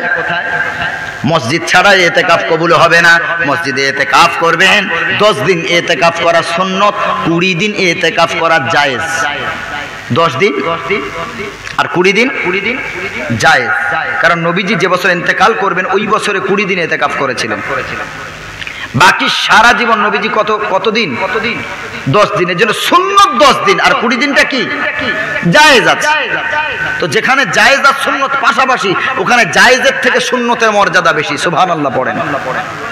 জায়েজের থেকে টুপি খোলা রেখে নামাজ পড়া জায়েজ। নামাজ পড়া কি জায়েজ, কিন্তু টুপি পরে নামাজ পড়া সুন্নত। তাহলে জায়েজ ভালো না সুন্নত ভালো? সুন্নত ভালো। জি, এই তো বুঝেছেন, আলহামদুলিল্লাহ। হাত মুখ ওযুর সময় একবার ধোয়া ফরজ আর 3 বার ধোয়া সুন্নত। সুন্নত ভালো না? আপনার ফরজ তো আদায় করতেই হবে, কিন্তু আপনি 3 বার ধুলেন, সুন্নত আদায় হয়ে গেল। যদি কেউ 4 বার ধোয় তার কি গুনাহ হবে? 4, 5, 6 জায়েজ, কিন্তু সুন্নত কতবার? 3 বার। সুবহানাল্লাহ। এজন্য সুন্নতের মর্যাদা অনেক। আমার নবী বলেছেন একটা সুন্নত যদি আমল করে 100টা শহীদের সওয়াব তার আমল নামায় লেখা হবে। জোরে বলেন সুবহানাল্লাহ। কটা শহীদের সওয়াব? 100টা শহীদের সওয়াব। আল্লাহর নবী বলেছেন, যত আল্লাহ কোরআনে বলেন ওয়ালা তুবাশিরুহুন্না ওয়া আনতুম আকিফুনা ফিল মাসাজিদ, তোমরা যখন ইতিকাফে থাকবে তখন তোমরা নিরিবিলি, তোমরা এমন করে যাতে লাইলাতুল কদর হাতছাড়া না হয়ে যায়, এই জন্য করে তোমরা ইতিকাফ করবে। মোবাইল ঘাঁটবে না, ইতিকাফে তোমরা শুধু ইবাদত করবে, বাড়িতে যাবে না। ইতিকাফে স্ত্রী সহবাস করা না জায়েজ। যতদিন ইতিকাফ করবে ততক্ষণ ঘর ছেড়ে মসজিদ আল্লাহর ঘরের কোনায় পড়ে থাকতে হবে। কিন্তু আমি বেশিরভাগ দেখেছি জোয়ানরা ইতিকাফ করে না, বুড়োরা ইতিকাফ করে। ঠিক বলছি না ভুল? কারণ ওর ছেলেদের সময় নাই, আর নবীর সাহাবীরা জোয়ান ইতিকাফ করতো। জোয়ান ছেলেদের সময় নেই, ওর বুড়ো দাদু আছে, না হয় বাপ আছে, বলে তুমি যাও, অন্তত ঈদের খরচটা তো বাঁচবে। একটা গেঞ্জি, একটা লুঙ্গি, একটা আতর। আপনাদের এলাকায় দেয় না? দেয় না? যারা ইতিকাফে বসে, আমাদের অন্তত দক্ষিণ 24 পরগনায় দেয় লুঙ্গি, আতর, একটা জামা, একটা গেঞ্জি। বাপকে বলে যাও না রে বাবা, বেকার ঘরে বসে আছো, অন্তত 10 দিন থাকবে, এত জিনিস নিয়ে চলে আসবে, তোমার একজনের খরচ তো বাঁচবে। বৃদ্ধ বয়সে যখন ইতিকাফ করার ক্ষমতা নেই, পেচ্ছাপ করে উঠলে, ইউরিন পাস করে উঠলে, আবার দেখবেন ফোঁটা কেটে কেটে কয়েক ফোঁটা পড়ে, নাপাকি হালত বেশি থাকে। জোয়ান অবস্থার আমল আল্লাহ কবুল করেন। জোরে বলেন সুবহানাল্লাহ। আল্লাহ রাসূল বলেন হাদিসে, কিয়ামতের দিন জোয়ানদের জিজ্ঞেস করা হবে ওয়ান শাবাবিহি ফিমা আবলাহু, তোমাকে যে যৌবন ক্ষমতা আল্লাহ দিয়েছিল, যুবক বানিয়েছিল, এই জোয়ান অবস্থাটা কোন কাজে ব্যয় করেছো, কি আমল করে? এই জন্য করে যুবক অবস্থায় বেশি বেশি আমল করেন। যুবকের আমল আল্লাহর কাছে সব থেকে বেশি পছন্দসই। জোরে বলেন সুবহানাল্লাহ। ভাইরা আমার, রমজানের কয়েকটা আমল আছে। রমজান মাসে কোরআন মাজিদ তেলাওয়াত বেশি করবেন। দেখেন কেন? অন্য মাসে 1 টাকা দান করলে 10টা সওয়াব, রমজানে দান করলে 70টা সওয়াব। সুবহানাল্লাহ। এটা বোনাসের মাস। কিসের মাস? আল্লাহ শুধু বোনাস দেবেন, বোনাস, শুধু বোনাস। এ বান্দা, আমি আল্লাহ তোমারে বোনাস দেব রে, যে প্রত্যেকটা আমল রমজান মাসে 70 গুণ সওয়াব আল্লাহ বাড়িয়ে দেন। রমজান মাসের জন্য বেশি বেশি কোরআন তেলাওয়াত করবেন। হযরতে আয়েশাতুল হুমায়রা নবীজির বিবি রাদিয়াল্লাহু তাআলা আনহা তিনি বলেন, রমজান মাসে আমার স্বামী ইয়াকরাউল কুরআনা কুল্লা, রমজান মাসে ফি লাইলাতিন প্রতি রাতে এক খতম কোরআন পড়তে, প্রতি রাতে এক খতম। এখন একটা দল বেরিয়েছে, আমি নাম বলছি না, ওরা বলেছে অনেক কিছু বলেছে, নিচে হাত বাঁধা যাবে না নামাজে, উপরে হাত বাঁধতে হবে, মিনহা খলাকনাকুম পড়ে মাটি দেওয়া যাবে না, আরো অনেক কিছু কথা বলেছে। কাবা ঘর হিন্দুদের তৈরি, অনেক নাউজুবিল্লাহ অনেক কথা বলেছে।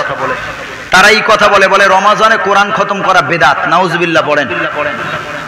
আর নবীজির হাদিস, মুসলিম শরীফের হাদিস, হযরতে আয়েশাতুল হুমায়রা রাদিয়াল্লাহু তাআলা আনহা বলছেন, প্রতি রাতে আমার স্বামী ইয়াকরাউল কুরআনা কুল্লাহ ফি লাইলাতিন, এক রাতে আমার নবী এক খতম কোরআন পড়তেন। জোরে বলেন সুবহানাল্লাহ। রমজানের রাতে কোরআন পড়লেন, আল্লাহর নবীজি বলেন হযরতে জিবরিল আমিন আলাইহিস সালাম নবীর কাছে আসতেন, তিনি কোরআন পড়তেন, নবী শুনতেন, আবার নবীজি পড়তেন, জিবরিল আমিন শুনতেন। জোরে বলেন সুবহানাল্লাহ। নবীজি বলেন রমজানের এমন কোন রাত নাই যে জিবরিল আমার বন্ধু আল্লাহর ফেরেশতা, এমন কোন রাত নাই রমজানে যে আমি নবী আমার কাছে আসে না। প্রত্যেকটা রাতে নবীজির সঙ্গে জিবরিল আমিন আলাইহিস সালাম দেখা করতেন। সুবহানাল্লাহ, কেমন একটা রাত। রমজানের আমল হলো কোরআন পড়া, দ্বিতীয় আমল হলো রমজানে বেশি বেশি করে তাহাজ্জুদ পড়া। রমজানে কি পড়বেন? 2 রাকাত হলেও পড়বেন ইনশাআল্লাহ। ইনশাআল্লাহ পড়েন। এই মাস চলে, আবার আগামী বছর আপনার কপালে মাস আসবে না 2026-এর মধ্যে আমি আপনি ইন্তেকাল করব, কেউ বলতে পারবে না। গত বছর এইখানে যারা বসে জলসা শুনেছিল, এই বছর অনেকেই নাই, কবরে চলে গেছে, গিয়ে ছাড়া যায়নি। এই এক বছরে কতজন মারা গেল। আবার এই বছর 2025-এ যারা জলসা শুনছেন, আমি জানি না 26 পর্যন্ত সবাই থাকবে কিনা। কত দাদু ভাই, কত যুবক আমি যাদের মুখ দেখছি, হয়তো আগামী বছর অনেকেই কবরে চলে যাবে। যে হুজুর আসবে তিনি আর তাদের মুখগুলো খুঁজে পাবেন না। হতে পারে জীবনের শেষ রমজান, সেইভাবে আমল করুন। আল্লাহ রাব্বুল আলামিন বলেন, কুমিল লাইলা ইল্লা কালিলা, রাত্রিবেলা ওঠো, আউজিদ আলাইহি ওয়া রাত্তিলিল কুরআনা তারতিলা, আর রাত্রিবেলায় বেশি বেশি কোরআন তেলাওয়াত করো। কোরআন এমন একটা আমল, আল্লাহর নবী সাল্লাল্লাহু আলাইহি সাল্লাম বলেন, মান ক্বারা হারফাম মিন কিতাবিল্লাহি ফালাহু বিহি হাসানাতুন ওয়াল হাসানাতু বিআশরি আমসালিহা ওয়া লা আকুলু আলিফ লাম মিম হারফুন ওয়ালাকিন আলিফুন হারফুন লামুন হারফুন মিমুন হারফুন আও কামা ক্বালা আলাইহি সালাতু ওয়াস সালাম। আল্লাহর নবী সাল্লাল্লাহু আলাইহি সাল্লাম বলেন, কোরআন মাজিদের একটা অক্ষর যে পড়বে, এক অক্ষরে আল্লাহ একটা নেকি দান করেন, আর ওই একটা নেকি 10 নেকির সমান। জোরে বলেন সুবহানাল্লাহ। একটা নেকি কটা নেকির সমান? 10টা। কেউ যদি আলিফ লাম মিম পড়ে, নবীজি বলেন আমি বলি না যে ওয়ালা কুলু আলিফ লাম মিম হারফুন, আলিফ লাম মিম তিনটে মিলে একটা অক্ষর, এটা আমি বলি না। নবীজি বলছেন ওয়ালাকিন আলিফুন হারফুন, আলিফ হলো একটা অক্ষর, লামুন হারফুন, লাম হলো একটা অক্ষর, মিমুন হারফুন, মিম হলো একটা অক্ষর। সুতরাং এক অক্ষরে আল্লাহ প্রতি 3 অক্ষরে 30টা নেকি আল্লাহ দান করে। এজন্য কোরআন বেশি বেশি, 30টা তো 12 মাস, 11 মাস পাবেন। আর রমজানে কটা গো? নবীজি বলেছেন প্রত্যেকটা আমলে 70 গুণ বেশি। 30 তো থাকবে, আর রমজানে আরো 70, 30 70 কত? বাস, আল্লাহর ভান্ডারে কোনো কম নাই। সুবহানাল্লাহ। কোরআন বেশি বেশি পড়বেন। আল্লাহর নবী বলেছেন তাহাজ্জুদ বেশি বেশি পড়ো। নবীজি সাল্লাল্লাহু আলাইহি সাল্লাম 3 নম্বর আমলের কথা আল্লাহর নবী বললেন তাহাজ্জুদ পড়বে। মান কামা রমাযানা ঈমানাও ওয়া ইহতিসাবান গুফিরা লাহু মা তাকাদ্দামা মিন যামবি। রমজান মাসে কিয়ামুল লাইল যারা করবে, তাহাজ্জুদ যারা পড়বে, আল্লাহর নবী বলেন তাদের পিছনের জীবনের সব গুনাহগুলো আল্লাহ মাফ করে দেবে। এজন্য প্রতিদিন 2 রাকাত হলেও রাত 11:30টা পরে তাহাজ্জুদ পড়বো ইনশাআল্লাহ। পড়ি 2 রাকাত হলেও, 8 রাকাত পড়া সুন্নত। 2 রাকাত 2 রাকাত 2 রাকাত করে কত রাকাত সুন্নত? 8। যদি আপনার শরীর ভালো না লাগে, দুর্বল ভাব থাকে, খুব ঘুম পায়, আপনি 8 রাকাত না পড়তে পারলেও অন্তত 2 4 রাকাত বা 2 রাকাত পড়তে পারবো না ইনশাআল্লাহ। তাহাজ্জুদ আল্লাহ বড়ই পছন্দ করেন। আল্লাহ বললেন ফাতাহাজ্জাত নাফিলাতাল লাক, তাহাজ্জুদ হলো তোমাদের জন্য নফল। আসা আইয়াবাসাকা রাব্বুকা মাকামান মাহমুদা, তাহাজ্জুদ যদি পড়ো আমি সম্মানের জায়গা তোমারে দান করব। জোরে বলেন সুবহানাল্লাহ। যারা বড় বড় আল্লাহর ওলি হয়েছেন তাহাজ্জুদ ছাড়া হয়নি। প্রত্যেক আল্লাহর ওলি, প্রত্যেক সাহাবীর জীবনী পড়ে দেখেন, তাহাজ্জুদ ছাড়া আল্লাহর ওলি হওয়া যায় না। অতীব গভীর হয় রজনী যখন নীরবে খোদার নাম জপিও তখন। আল্লাহকে যদি তুমি পাইতেই চাও, আল্লাহকে যদি তুমি পাইতেই চাও, গভীর রাতে উঠে তার গুণগান গাও। আল্লাহকে পেতে গেলে কখন উঠতে হবে? গভীর রাত্রে যখন সবাই ঘুমায়, তুমি ওই নিরিবিলি উঠে আল্লাহর কাছে হাত তুলবে। আল্লাহ এখন তো সবাই ঘুমায়, তোমার বান্দা আমি জেগে আছি, আমার বড় অভাব, আমার বড় কষ্ট, আল্লাহ তুমি আমার কষ্ট দূর করো, গুনাহ মাফ করো, রুজির অভাব দূর করো। আল্লাহ বলেন আমার কাছে চাইতে দেরি, কবুল করতে দেরি না। জোরে বলেন সুবহানাল্লাহ। আল্লাহর কাছে চাইবে। নাম্বার 4 নম্বর আমল হলো তারাবির নামাজ পড়া। 4 নম্বর আমলটা কি? করাকাত 20 রাকাত পড়বেন। তাহাজ্জুদ 8 রাকাত, তারাবি 8 রাকাত। তারাবি কত? 20 রাকাত। জি, আল্লাহর নবী সাল্লাল্লাহু আলাইহি সাল্লাম বলেন, মান কামা মা'আল ইমামি হাত্তা ইয়ানসরিফা কুতিবা লাহু কিয়ামুল লাইলাতিন। আল্লাহর নবী সাল্লাল্লাহু আলাইহি সাল্লাম বলেন, ইমাম সাহেব যতক্ষণ 20 রাকাত নামাজ শেষ না করবে, যতক্ষণ সে পরিপূর্ণ নামাজ থেকে অবসর না নেবে, মুক্তাদি যদি ইমামের সঙ্গে অতক্ষণ নামাজ পড়তে পারে, তারাবি ইমাম যত রাকাত পড়েছে তার পিছনে তার মুক্তাদিও তত রাকাত পড়েছে। আমার নবীজি বলেন, কুতিবা লাহু কিয়ামুল লাইলাতিন, গোটা রাত তারাবি পড়লে যেই সওয়াব, ইমামের সঙ্গে 20 রাকাত তারাবি পড়লে আল্লাহ সেই সওয়াব লিখে দেবে। দেখেন, ইমাম যতক্ষণ না শেষ করছে, ইমাম 20 রাকাত পড়াচ্ছে, তুমি 8 রাকাত পিঠ পড়ে ছুট পালাচ্ছ, তো নবীজি মুসলিম শরীফের হাদিস, সহিহ হাদিস, কি উত্তর দেবে? আল্লাহর নবী বলছেন, মান কামা মা'আল ইমামি হাত্তা ইয়ানসরিফা, ইমাম যতক্ষণ না শেষ করবে নামাজ, ততক্ষণ যদি মুক্তাদি তার সঙ্গে নামাজে থাকে, কুতিবা লাহু কিয়ামুল লাইলাতিন, ওই মুক্তাদির আমলনামায় সারা রাত ইবাদতের সওয়াব আল্লাহ লিখে দেন। সুবহানাল্লাহ। 4 নম্বর আমল শেষ। 5 নম্বর আমল হলো সেহরি খাওয়া। 5 নম্বর আমল কি? অনেকে সেহরি না খেয়ে রোজা করে না। সেহরি না খেয়ে রোজা হয় না এটা আমি বলবো না, তবে সেহরি হলো বরকতপূর্ণ খানা। সেহরি কিসের খানা? আমার তো মনে হয় না যে সেহরি খায় না ওই মানুষটা ফজর পড়ে, এটা আমার বিশ্বাস হয় না।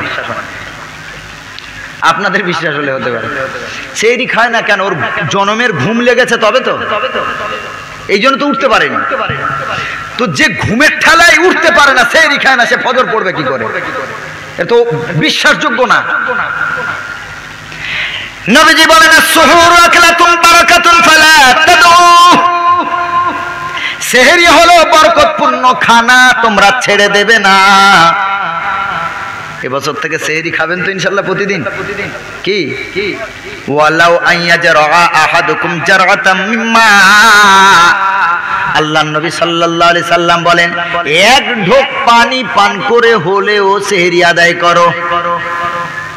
পেট ভরে ভাত খেতে ভালো লাগছে না, গ্যাস হয়েছে, ঠিক আছে, মেনে নিলাম যে ইফতার অনেক বেশি খাওয়া হয়ে গেছে, রাত্রে খানা বেশি হয়েছে, রাত্রে একটু লেট করে খানা খেয়েছেন, সেহরিতে আর উঠছেন না। আল্লাহর নবী বলেন, ওয়ালাউ আইয়াজরা আহাদুকুম জারআতাম মিম্মা, তোমাদের ভিতরে সেহরি না খেয়ে কেউ ঘুমাবে না, এক ঢোক পানি পান করেও সেহরি খাবে। কেন? ফা ইন্নাল্লাহা ওয়া মালাইকাতাহু ইসাল্লুনা লিল মুতাসাহহিরিন, আল্লাহ এবং আল্লাহর ফেরেশতা যারা সেহরি খাবে তাদের জন্য কল্যাণের দোয়া চায়। সুবহানাল্লাহ বলেন। সেহরি যারা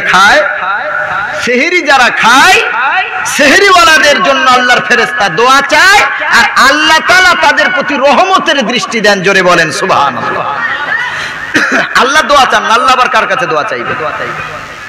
এজন্য ইসাল্লুনা লিল মুতাসাহহিরিন, আল্লাহর ফেরেশতারা সেহরিওয়ালাদের জন্য দোয়া চায়, আর আল্লাহ কি করেন? তাদের উপরে নেক নজর দেন। রহমতের দৃষ্টি দেন। সুবহানাল্লাহ পড়েন। তাহলে সেহরি ছাড়বেন না ইনশাআল্লাহ পড়ি। নাম্বার 6 নম্বর আমল ইফতার করা। আল্লাহর নবী সাল্লাল্লাহু আলাইহি ওয়াসাল্লাম বলেন ফালিইফতির বিত্তামার, ইফতারে যদি কিছুই না থাকে খেজুর দিয়ে ইফতার শুরু করা হলো সুন্নত। সুবহানাল্লাহ পড়েন। যদি ফাইনলাম ইয়াজিদিল মা ফাইনলাম ইয়াজিদিত তামার, যদি খেজুর না পাও তাহলে তোমরা ইফতার করবে পানি দিয়ে, কারণ ফাইনাল মা তাহুরুন, পানি হলো সবথেকে পবিত্র। সুবহানাল্লাহ পড়েন। তাহলে ইফতার শুরু কি দিয়ে করবেন বলেন না একটু? খেজুর। যদি খেজুর না পান পানি, কারণ পানি হলো সবথেকে পবিত্র। সুবহানাল্লাহ পড়েন। তাহলে ইফতারেরও সুন্নত বলে দিলাম, সেহরিরও সুন্নত বলে দিলাম। ইফতার যখন করবেন আল্লাহর নবী একটি দোয়া শিখিয়ে দিলেন, যাহাবাজ জামাউ আবতাল্লাতিল উরুক ওয়া সাবাতাল আবরু ইনশাআল্লাহ। এই দোয়া যদি মুখস্থ না থাকে আমরা যেটা পড়ি, আল্লাহুম্মা লাকা সুমতু ওয়া আলা রিজকিকা আফতারতু, আল্লাহ তোমার জন্য রোজা রাখলাম, তোমার রিজিকের উপরে আমি রোজা ভাঙলাম, ইফতার করলাম। এইটুকু পড়েন। তবে আগের যেটা বলেছি ওই হাদিসটা স্ট্রং, এই হাদিসটা একটু দুর্বল। দুটোই মানবেন, কোনো অসুবিধা নেই। ওটা একটু বড় আর এটা একটু ছোট। দুটোই যদি আমল করেন, একটা পড়লেন ইফতারের শেষে, একটা পড়লেন ইফতারের শুরুতে, দুটো হাদিস আমল হয়ে যাবে। তাতে সব বেশি হবে না কম হবে? জি। 7 নম্বর 8 নম্বর 7 নম্বর যাকাত দেওয়া। আল্লাহর নবী সাল্লাল্লাহু আলাইহি সাল্লামের বিবি আয়েশাতুল হুমায়রা রাদিয়াল্লাহু তাআলা আনহা বলেন, আজবাদান নাসি বিল খায়র, আমার নবীর চেয়ে বেশি দানি রমজান মাসে কেউ হতো না। রমজান যখন আসতো আল্লাহর নবী আরো বেশি দান বাড়িয়ে দিতেন। সুবহানাল্লাহ পড়েন। তিনি যাকাত দিতেন, ফিতরা দিতেন। ঈদের নামাজে যাওয়ার আগে তিনি ফিতরা কমপ্লিট করে দিতেন, যাকাতও যাদের উপরে ছিল তারা কমপ্লিট করে দিতেন। সুবহানাল্লাহ। এই আমলগুলো করবো তো ইনশাআল্লাহ। এগুলো রমজানের আমল বলে দিলাম। আল্লাহ আমাদের সকলকে রমজানের প্রত্যেকটা রোজা বুঝে ঠিকভাবে আমল করার তৌফিক দান করুক। সকলে বলেন আমিন। ঠিকভাবে আমল করবেন, প্রত্যেকটা রোজা ইনশাআল্লাহ আল্লাহ কবুল করবেন ইনশাআল্লাহ। আর যারা মোটামুটি অ্যাডাল্ট হয়ে গেছে, ছেলেমেয়েরা বড় হয়েছে, রোজা রাখতে বাধা দেবেন না। ওর পরীক্ষা থাকার যাই থাক, রোজা রাখতে বাধা দেব না ইনশাআল্লাহ। পড়ি। ওর বাধা দিলে আপনার রোজা হবে না। এবার আপনি চিন্তা করেন কি করবেন। আল্লাহ আমাদের সকলকে সহি বুঝ দান করুক। সকলে বলেন আল্লাহুম্মা আমিন। আমি